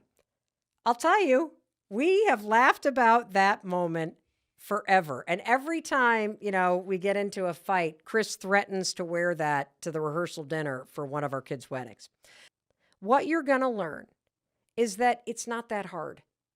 It only takes one additional person to cause a major shift with you and have the fun be what everybody remembers. That's what we're going to do this holiday season. In fact, this is called the first follower theory. When you're the one person doing something out of the ordinary, people think you're crazy. Like, think about if you were to go in at the holidays and you're wearing some silly outfit. One of my favorite things to do is to buy themed blazers. You can get them really cheap on Amazon that are just ridiculous. Whether they have turkeys all over them or they have holiday decorations or they blink or whatever. Hilarious. If you're the only one wearing one, you might feel like an idiot. When two of you show up, now there's a party. That first follower that joins in with you turns you from you're an idiot to this looks like fun. Same's true about a dance floor, right? The first person that gets up, you're like, ooh, bad dance move. The second one, you're like, maybe I'll go, right? That's how you go from being the lone nut job to being the leader of the fun train, everybody. That's how fun becomes a movement. And so I'm going to take the first follower theory and I'm going to recruit someone to help me. And I want you to do the same. I am going to get our daughter Sawyer on the line because she is the CFO, the Chief Fun Officer of the Robbins family. And so as I get Sawyer on the line, I want you to think of your Chief Fun Officer, the person you're going to drag in to help you. Because if you both are like, come on, guys, everyone will be like, all right. And the fun bus will run the resignation and the cynicism right on over and make sure that fun bus has a damn good music dance party mix too, because that'll also bring the energy up. So, ladies and gentlemen, without further ado, we'll be right back because we're going to take a short break. But when we come back, I'm going to introduce you to the CFO, Chief Fun Officer of our family, Miss Sawyer Robbins. Oh, and we're going to talk about how the hell we're going to make our holidays fun. And in the process, we're going to give you some amazing ideas for how you can do the same. Okay, so Soy, thank you for being here because you know what? You are the funniest person in our family. Not only because you have the best sense of humor and you have the wittiest and driest sense of humor, but you also bring the fun.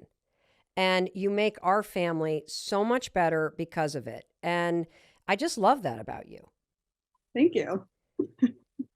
I mean, literally, dude, everything. I mean, the foam hats, your idea. Dinner without clothing, your idea.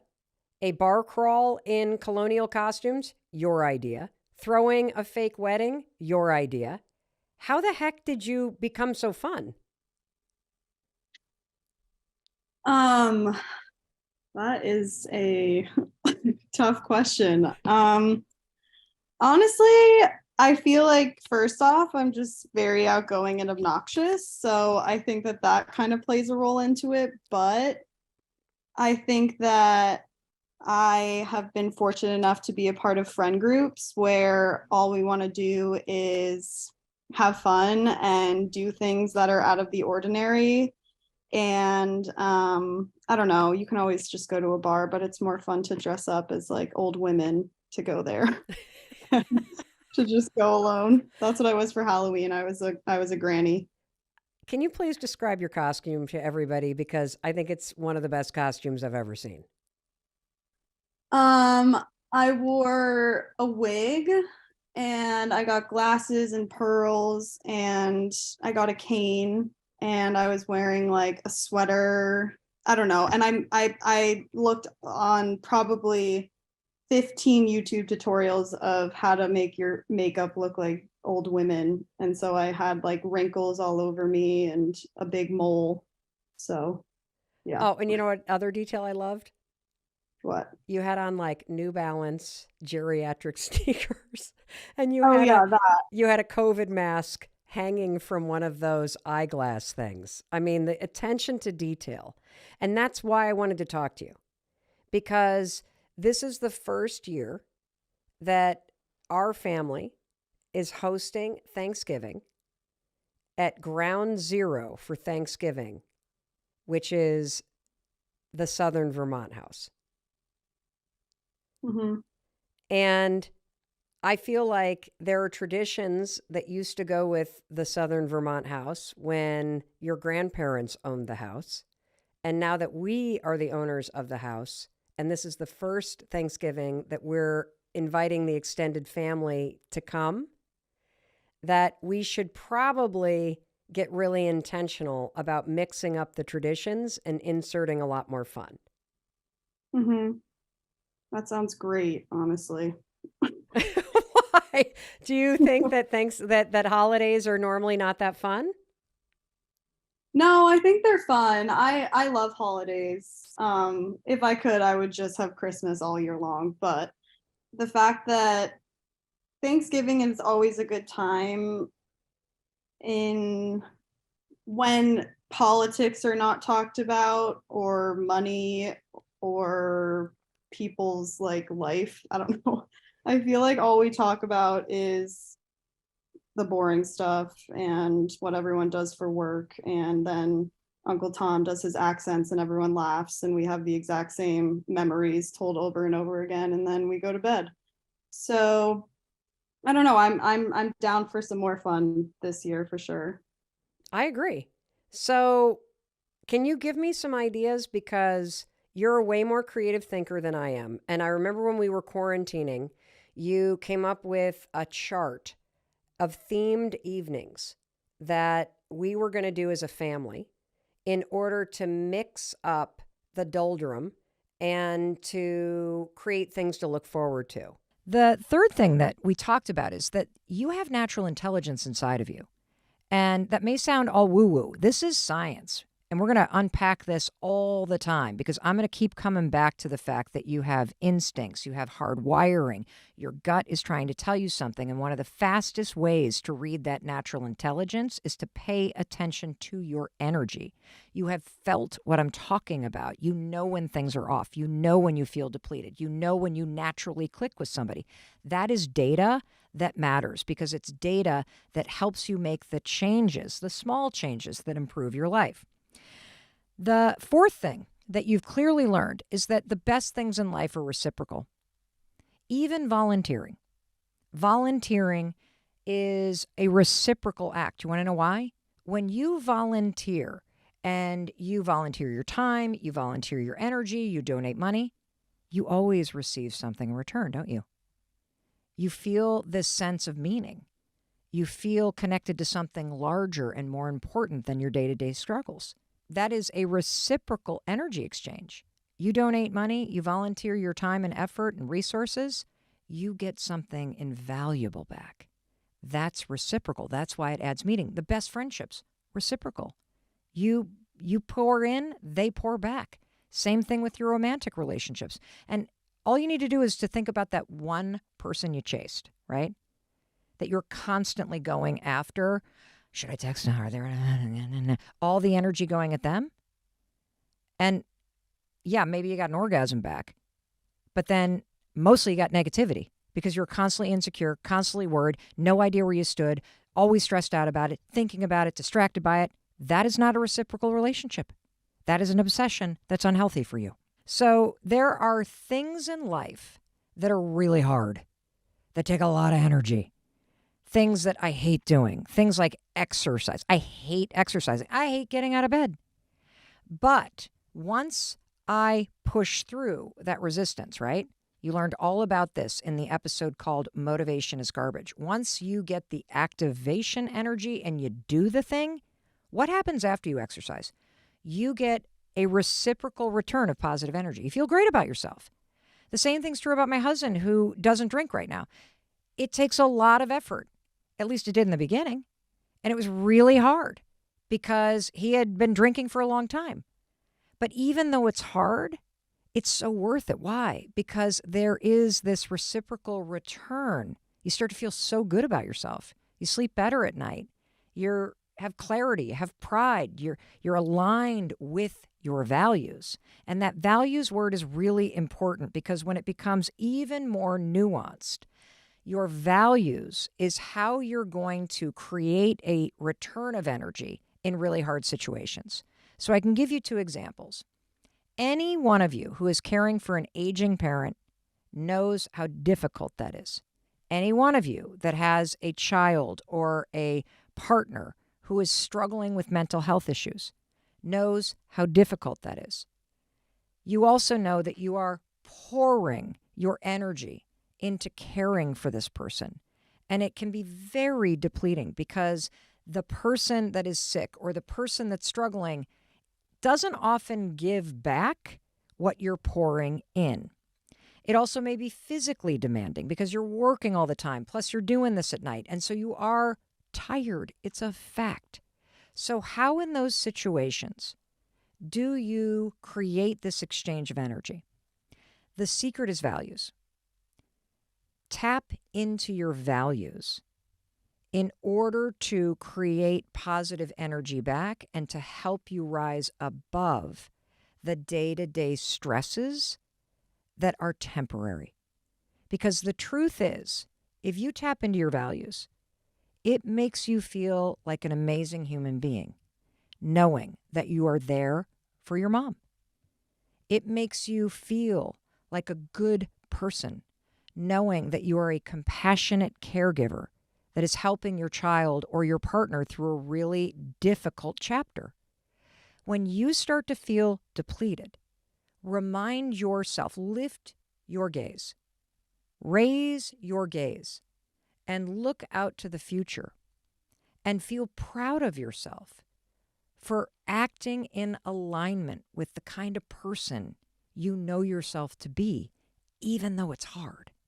That's how you create a positive energy return for yourself in those situations where somebody either doesn't have it to give back or the situation itself is really physically demanding. I'll give you another example. I have a friend that is going through a hard time and has been for a long time. And I continue to pour into this friendship, even though I don't get a lot back. Why? The reason why is I get a lot back knowing that if I were in this situation, I would want a friend of mine to stay around and pour into me.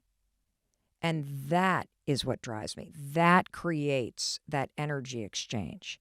And so you have within you the ability to do things that feel hard, like exercising or stopping drinking or staying sober or changing your habits or making cold calls. You can do those things that feel difficult. And trust me, you're going to feel proud of yourself, which is why they return on the investment of effort. And you can do things that are draining. And I promise you, they will come back to you with energy because it makes you feel good about yourself. And I bet you can think of 4 or 5 things that you're doing right now that are hard that you're not even giving yourself credit for. You should be proud of yourself because you're a good person. You keep showing up. And that is something you need to celebrate. That's something that you need to feel energized about. And in those times when it gets really hard, remind yourself, this too shall pass.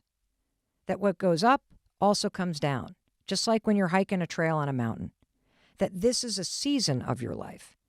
And holding on to what doesn't serve you is going to drain you. It's going to kill off your happiness. But finding ways to bring energy back in those situations that are aligned with your values and what you want, that's a power move. Today, we've got brand new research, everybody. Yes. And we are going to introduce you to very simple behavior changes that you can institute immediately that will improve your life. Yeah. All grounded by research. Mm-hmm. And some of them quite shockingly weird and surprising. Yes. And these are all brand new, just released, amazing, legit studies. So we're super excited to share them. Okay. What is the first change we need to make? Definitely. So there was recently a huge brand new study from researchers at the University of Texas at Austin and UChicago all about the power of random acts of kindness. And this study is called A Little Good Goes an Unexpectedly Long Way, Underestimating the Positive Impact of Kindness on Recipients. Okay, but we all know that acts of kindness are things that make us feel good. But why is this brand new research something we have to pay attention to? So like in the year ahead, acts of kindness, people, all day long. How come we have to pay attention to this? Definitely. So what the researchers really looked into is why do we not do random acts of kindness? Because what they found is they're actually pretty uncommon. We think that, oh, we just do this. We all know what to do. We don't. Most people do not do random acts of kindness. And it's because we actually don't think it's going to matter to other people. Oh. Yeah. And what the researchers found is it does. No matter how tiny, a random act of kindness makes a massive difference for someone else, and you are happier as a result of doing it. So that's interesting. So we know that we should be doing this. But what you're saying is that we don't do this. And this is where the insight comes in. Yes. Is that we assume it's not going to matter. Exactly. And a random act of kindness, it's like the littlest thing. Yeah. Smiling at somebody, putting your arm around somebody, waving somebody into traffic. Yeah. Even tipping Yes. somebody that's Huge making your one. coffee and looking at them and saying thank you. These are all small things that make a difference. And we think it doesn't make a difference. And so I think that's where the learning is, at least for me. Yeah, definitely. Is that you're not doing it not because you don't think it's an important thing to do. You're not doing it because you don't think it matters. Yes, exactly. And the New York Times picked up this brand new study, ran a huge article on it, and there were thousands of comments of people sharing their stories of random acts of kindness. And it's a reminder that these do matter to people. And here's the interesting twist about this story, and it's why Tracy was so excited to talk about this particular piece of research. The stories were not from people who were like, oh, I started a pay it forward chain. No. Which, by the way, you know how everybody starts doing the pay it forward chains typically around the holidays where you're going to buy the coffee for the person behind you? I saw this interesting post by somebody who used to be a barista who says that is a complete nightmare for operations because it gets confusing whose drink is whose and what got paid for, and people don't know how to grab the drink. And that if you want to do something nice in a super busy coffee shop, look at the person making the coffee, tell them thank you and how much you appreciate them, and give that minimum wage person a tip that is the cost of a cup of coffee that you would have bought for the stranger behind you, which I thought was really interesting. But this piece of research, which really impacted me, is all of the comments were not about people bragging about their acts of kindness.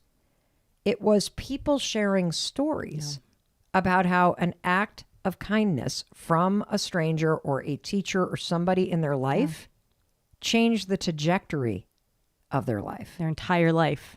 Yeah. Why don't you read that one comment that had us all just get goosebumps? Yeah, definitely. So this is a comment that was within the article. The comment said, as a child, I lived in absolute poverty with an abusive parent. I had a music teacher who one day stopped me while walking down the hall and simply said, "Are you okay?" I broke down. He took me to his office, fed me his lunch, and allowed me the space to pull myself together. He told me, "You're in a bad spot, but it doesn't have to be your life." That small gesture gave me the hope to believe in myself and allowed me to start considering a future where the cycle of abuse and poverty don't exist. 30 years later, he was right, and the cycles have been broken. That small moment changed my life, it changed my partner's life, and it changed my children's lives. I want you to take a minute, and I want you to think about a moment, an act of kindness that somebody else did for you that was meaningful. And when you think about it from being on the recipient's end, from you being the one, even if it's just as simple as like you were running super late for something and traffic was monstrous and a stranger waved you in with a smile, how that makes your energy shift. That's what I want you to think about when it comes to this brand new research. Yeah. Please, act of kindness, all of us, start incorporating it into our day-to-day lives. All right, what's next? Okay, great. So this second piece of research is very exciting as we think about the new year is coming. A lot of us want new fitness routines, but it always seems to be easier to talk about creating that new routine than actually implementing it. Okay. Especially when you're busy, like you and I both are. This is a brand new study that is called Less Gym Time, Same Results. I'm down. Less gym time, same results. Let's go, people. What do we Brand do? new big study from researchers at Edith Cowan University in Australia, along with whole research teams in Japan and Brazil. Listen to this. All you need to do to build your strength is do what's called the eccentric muscle contraction, aka the second half of any exercise. Okay, I don't know what you're talking about. Imagine that you were standing up to sit down in your chair or to squat. Okay. It's simply the motion of the sitting down part, not the standing up. Okay, so let me see if I'm getting this straight. So are you basically saying that so many of us are losing the benefit of certain things we do all day long? Like for me, plopping into a chair. Yes. I let gravity do the work. I do not consider sitting in a chair exercise. Are you telling me that this study says that I can consciously sit in a chair differently and I will be exercising? Yes. It says that one muscle contraction in this downward movement for just 3 seconds a day can increase muscle strength if you do it each day. What? Well, okay, so you're not even necessarily talking about how, like, if you're doing bicep curls, you know, how people are like, you got to slow down and not just flump the weight and that down. is true. And that in the research, they did use bicep curls to say people who just did the downward and then put their weights down. And then maybe they just got them back up, but it wasn't part of the motion. Yep. Yes. In exercise, they're saying you can cut your routine in half by just doing the second half of each exercise, but you can apply this in your life. Wow. For passive exercise. Okay, I'm down with passive exercise. I remember when my mom found this revolutionary way of exercising where you literally lay on a table and they strap your feet into things and they lift your legs for you. And I'm like, I'm pretty sure that's not exercise, but if it works for you and it gets you there, great. But so I'm going to unpack this because there's two benefits to this. Passive exercise, everybody. What was the fancy word? Eccentric. Eccentric. So it's true. When I do strength training, I focus on lifting up the weight. I don't get intentional about resisting it dropping down. And the lifting up doesn't seem to matter that much, according to the research. Whoa. Yeah. Whoa. Now let's do the chair thing. So I want to try this. So I'm standing up. Okay. And normally when I go to sit down, I just like plop down.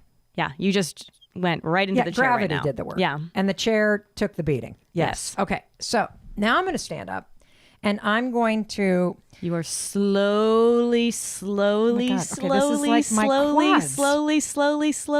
down. Okay. Now my shins are engaged. Great. And now you're holding down for 1, so I don't 2, leak. 3. And also this is like an ab exercise. My butt is like an inch above the chair and this is like a squat. The research is saying if you can once per day for 3 seconds slowly chair sit, you have just exercised. Building your muscles. I'm doing this. Could be easier than a whole weight training New Year's resolution. My life has just been changed by passive exercise research. Ladies and gentlemen, Tracy, genius. Thank you. So we've got acts of kindness, remembering how profound they are for somebody. Yes. Even just a smile. Oh, you know, one act of kindness that I do all the time, whenever I see somebody that has their nails done, particularly like the tips and the cool stuff and the designs, I always compliment them. And the reason why is I know that they took the time to do it. And try this. Compliment somebody's nails. You will see somebody light up like a Christmas tree when you compliment their nails. They feel seen. They feel acknowledged. It's a simple way to do it. Okay. What do you think of my sparkly nails? Oh, Tracy, with the gold. You are not a nail polish person either. No, I'm not. Well, show them to the YouTube community. It's gold, everybody. For Christmas. All right. Next study. So this study, when I first read it, I was a little bit floored by it. So this floored is in the this is stupid or floored because there's a mix. There's It some felt research stupid, we find. and I cannot believe how big of an impact and how big this study is for what it is. But I think this is a very simple thing that anyone can do for 1 second each day. Wait, 1 second. 1 second. Well, you know, I think 5 seconds can change somebody. 5 You are seconds. taking it down, Tracy. This one thing is going to give you an improvement in mental well-being for 8 hours. And it works in healthy people. It works in those with depression. It works in those with all different kinds of mental health challenges.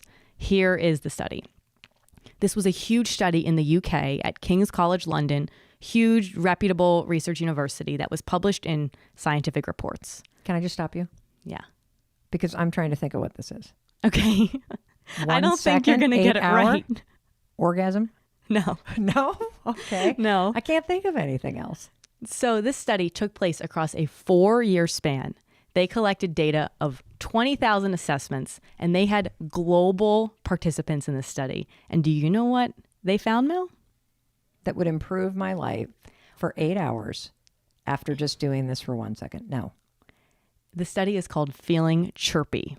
So in this study, what's really interesting too is you might think, okay, you're out in nature, that's the benefit. But no, they isolated, it is not about trees, it is not about plants, it is not about being by the water. It works if you listen on an app. Really? There is something about the sound of birds. You can go on YouTube, you can listen to a birdsong app, you could get outside. But that deeply resonates with us, even at a subconscious level, for 8 hours of improved mental well-being, up to 8 hours. That's incredible. You know, it reminds me, up here in Vermont, when my in-laws owned this house, there was a clock that used to hang in the kitchen. And every single hour was the photo of a different bird. Mm-hmm. And when the clock would hit the hour, the chirping of the bird would happen. And it didn't matter how many people were in the kitchen. Everybody would stop and turn toward the clock. Mm-hmm. And so on some level, this seems like one of those studies where you're like, honestly, who the hell even got this idea? You know, like, but if they've got more than 26,000 assessments over 4 years, over 4 years, there's something here. And I just wonder, because I wonder if this has to do with evolution and the fact that if you think about our ancestors truly navigating and migrating and following patterns of nature and wind and stars and the migratory patterns of birds. Yeah. That I wonder if there is this connection. And, you know, I agree. I love the sound of birds, except for a crow. I don't like a crow. But if I hear a songbird chirping, it does cause a lift in mood. Yeah. That's incredible. Wow. So now I'm sitting down mindfully. I'm listening for birds. Yeah. Just to put it on YouTube after your episode of the Mel Robbins podcast. Maybe we should just play some birds right now. Let's play the bird sound. Okay. Great. What else you got for us? Well, now that we're so grounded after our bird sound, there is a huge, brand new, like just published study from Georgetown Medical Center, published in the JAMA Psychiatry Journal, which is a really big, prestigious journal. So this research is legit. My dad used to get that. The journal, I think it's of American Medical Association. Probably. I can't believe that. So this is legit. They compared in people who have anxiety, taking Lexapro versus doing mindfulness-based stress reduction, which often looks like a body scan or gratitude journaling. Now, by body scan, you don't mean climbing into an MRI. No, I mean, how is my body feeling right now? So a lot of times in yoga, they'll use this relaxation technique in a class where you're like, you know, scrunch up your feet, relax them. Scrunch your ankles, relax them. You know, like flex your quads, relax them. That's sort of a way to kind of body scan. So that's one example. What's another example they used? Gratitude journaling. Really? Yes, that's a powerful example of mindfulness-based stress reduction. Okay, so they studied Lexapro.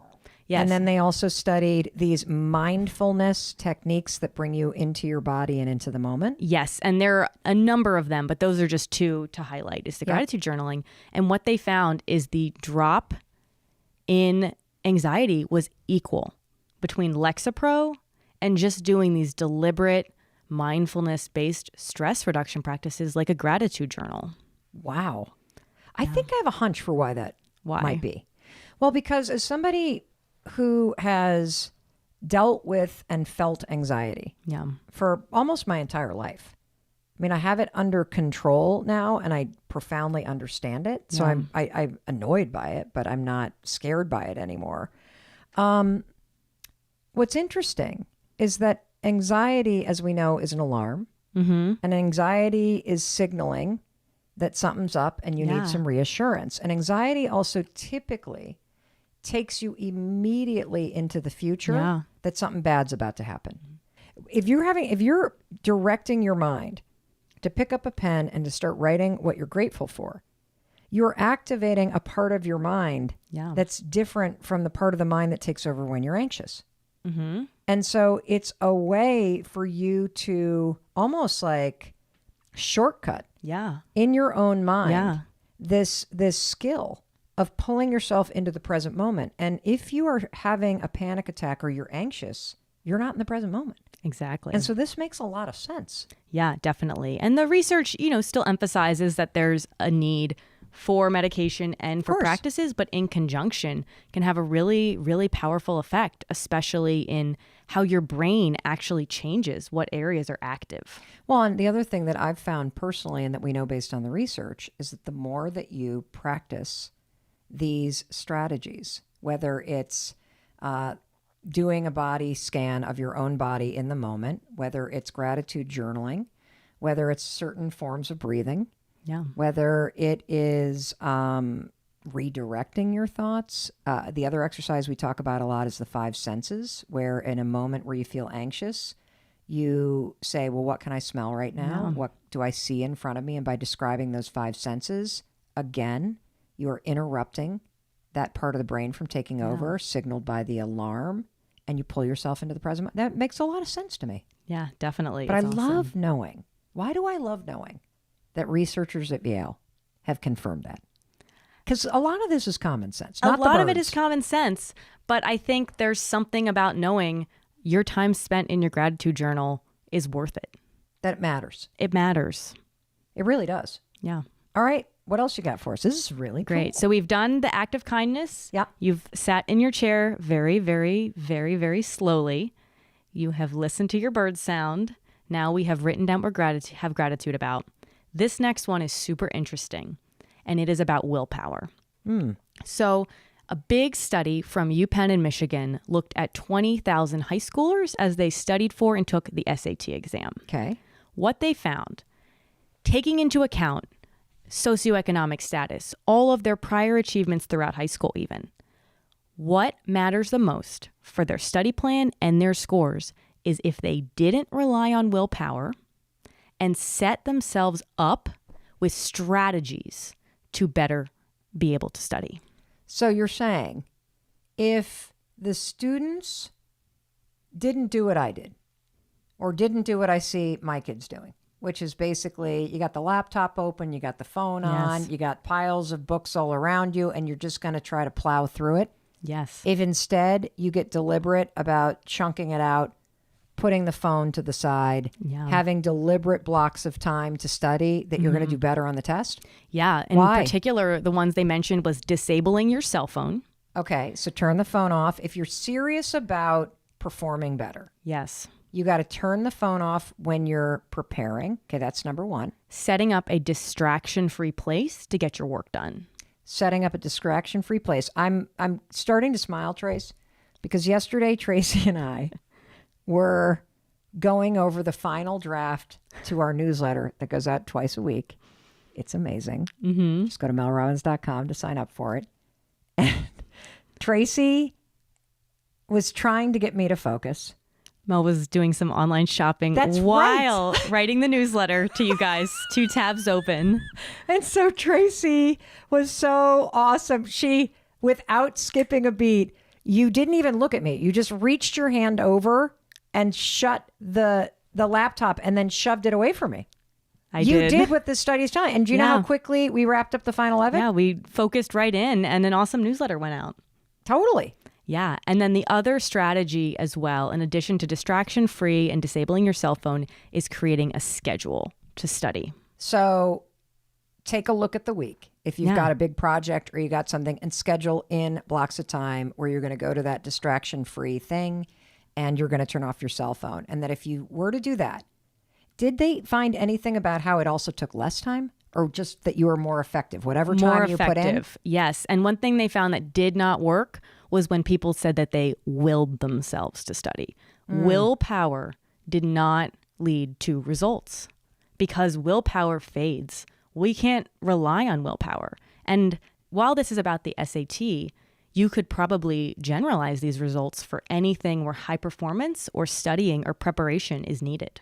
So are you suggesting that sitting on the couch with Netflix on and my laptop open is not a good way to research podcast episodes?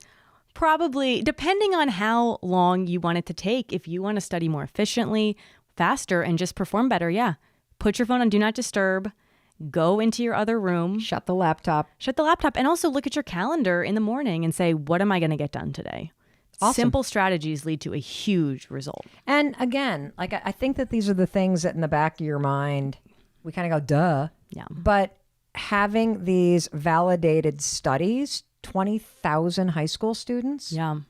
Like, why wouldn't you do this unless you just want to shoot yourself in the foot and make life harder? Yeah. Okay, cool. What else you got? Great. So now we have number 6. This is a really interesting study that once you hear it, you're going to resonate with this in your own life. And it's about smell and food recalling a memory instantly when you smell something that brings you back to an old time and place. Okay. So this is a study out of Lancaster University in the UK, brand new study, where they actually asked older people who at this point in their life, you know, maybe they're not having as many exciting new experiences for a really amazing memory of their past. And they created something for them to smell and taste that took them back to a big moment. They actually 3D printed these tastes and smells on like a little Listerine strip type thing. So crazy What? research. Like the taste of your favorite ice cream treat from a vendor. You know, like I'm Yes, at thinking your about wedding, like, the one couple, it was the food at their wedding. They were able to taste it. Or someone who had a curry tasting one, they took them back to that memory. Strawberries from a day when they were young. And instantly, people were vividly transported back to this memory. Instantly. wow. And the researchers say this is a very powerful implication for creating happiness hacks. If you knew that in the past you had the best vacation, the best memory, you can instantly access that deep memory by smelling that smell, having that food. That makes a lot of sense. Mm-hmm. My wheels are spinning because I'm thinking about my friend Pete Sheehan, who made me a cup of tea once. Mm-hmm. And he was very particular about how he made it because he said only his mother has ever been able to make tea Yeah. that tastes as good as this certain way. Yeah. And what I bet it brings him back to his childhood. Yeah. Now, what's interesting about this, because this research that you're talking about in terms of how taste and smell cues memory, Yeah. this is specifically applied to very positive memories. Very positive, yes. And it's really kind of cool when you stop and think about the fact that you can, as you said, hack happiness by bringing very positive memories. I remember a really interesting story that has always stuck with me because we know that this is true based on trauma research. That smell in particular can trigger a trauma response. And I believe it was in the book about trauma that was written, by a PhD medical doctor talking about how trauma can immediately bring you back to that just terrible thing that happened. And so the researcher or the psychiatrist was talking about how he was treating a high school student who had severe abuse. And all of a sudden, this kid had gone from being like a really great student and doing well in class to almost flunking out of this math class and being really disruptive in this math class. And it was very uncharacteristic of this kid to act this way, particularly in the math class. And so the therapist leaned in to try to figure out what the heck was going on. And what he discovered was this, that the math teacher had recently switched his cologne. And he was wearing cologne that was the same cologne that this kid's abuser had worn. Wow. And so just the math teacher coming up behind him and the smell of that would trigger all of the trauma, which of course made him agitated and untrusting and not able to pay attention. The therapist got the math teacher to stop wearing the cologne. Issue gone. Wow. And so we know based on research that this is true around trauma and negative experiences. I think it's really, really encouraging to hear that smell conjures up positive experiences. In fact, I'm thinking about the fact that my grandmother used to wear a particular perfume. My father used to wear a particular cologne, and whenever I smell it Yeah. or smell traces of it, I immediately remember them. Yeah. Oh, this is so cool. Didn't you have a friend that did this with her wedding? Yeah, definitely. Intentionally? What happened? Yeah. So I'm going to be getting married this year. And I was talking to someone who just recently had their wedding. And I asked if she had any advice for me. And she said something that I have never heard before. She said, figure out what your smell is going to be at the altar of your wedding ceremony. Because that is a smell that for the rest of your life can transport you back to that moment.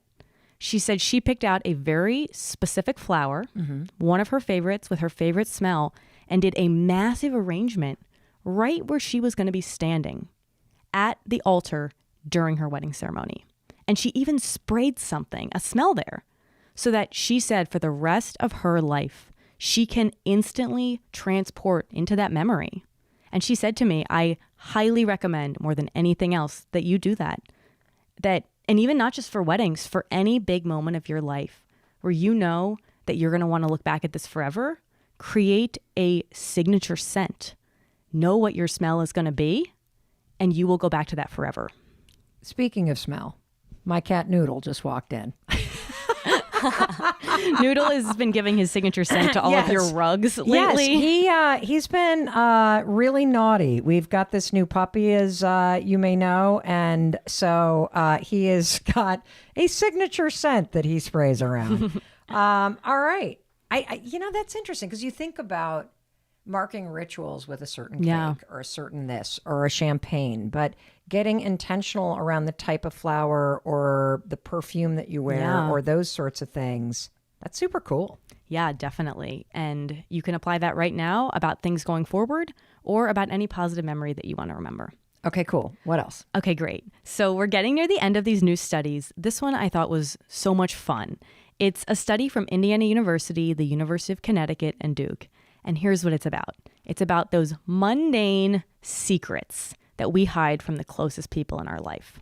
And that means, here's what the researchers define mundane secrets as: hiding small online purchases, foods that you don't want your partner or friends to know that you eat, or things like watching a TV show ahead of your partner when you guys are doing it together and they don't know that you're sneaking ahead. And then you sit there and pretend that you haven't when you watch the episode. The researchers... I can't do that. I can sneak ahead, but when the episode comes on, I can no longer sit there and pretend that I haven't seen it. That's the part where the gig is up for me. So the researchers found that 90% of people have recently kept one of these everyday consumer behaviors a secret from a very close person in their life, a friend or their partner. And they report, you know what, my partner probably wouldn't care if they knew I watched ahead or I snuck a piece of cake, but they keep it a secret. 90% of us have these tiny little guilty secrets. Now, is this something we should do? Because everything that you've recommended so far is additive. Yeah. So, yes, I am guilty of watching a show ahead and not telling Chris, but I always confess when we're sitting there. But they also did... Go ahead. Well, what's interesting is they actually found this is not a bad thing. It is okay to have your little guilty pleasures. You can hide little things from your partner. This is not about being dishonest. Listen to this. Tiny feelings of guilt, which don't hurt anybody, actually drives you to want to be better to your partner. Well, that makes sense because guilt has two forms. Destructive, which is the guilt that you use against yourself, where you just beat yourself up and make yourself feel bad. And then the guilt that is really productive because it motivates you to want to do better. And so are you saying that if, let's say, I'm trying to think of an example. I can give you an example that the study researchers found very common. Okay. What they found common is usually both partners do the same secret behavior and they hide it from the other. And a very common one is around diet. Okay. Like both partners are vegetarians when they're together and they secretly eat meat, not together. What? They said this little secret might propel both partners to try to show up in a bigger way because they feel bad about this when they're both doing it most of the time. Watching a show ahead, Chris might be doing the same thing. It's very common that both people do this and kind of propels you guys to show up and invest more. And maybe it's not the worst thing in the world. Wow. Okay, so what's the takeaway? Don't feel guilty? The first takeaway is if you, like 90% of people, have made an impulsive online purchase that your partner doesn't know about, or you snuck a piece of cake, or you're watching ahead on the TV show, first off, don't beat yourself up about it, because the research shows they are probably doing it too. Like, your partner's probably doing this. That is killer. Yeah. Like, so don't feel bad about that Amazon box showing up and you quickly sneaking it into the back of your closet so that nobody knows that you, yet again, ordered another pair of pants. Yes. And this is not about betrayal. This is not about shopping addiction. This is about, they're calling it mundane things, things that do not affect your partner. It does not affect your partner that you went and had the extra piece of cake, or that you went and ordered another t-shirt for yourself. Or ate the gluten amazing bread at the dinner with your friends, but came home and ate the cardboard bread that was there. Yeah. And I think also, as we go into the new year, a lot of people might do challenges with others. I know you've talked about taking on a big fitness challenge with Chris. And there might be times when you slip up and don't want to say, and that is okay, is what the researchers are saying. As long as it doesn't hurt anyone, it could be okay. It sounds like it's more than okay. It sounds like it amplifies you wanting to show up. This is so cool. Yeah. So far we've covered 7 things.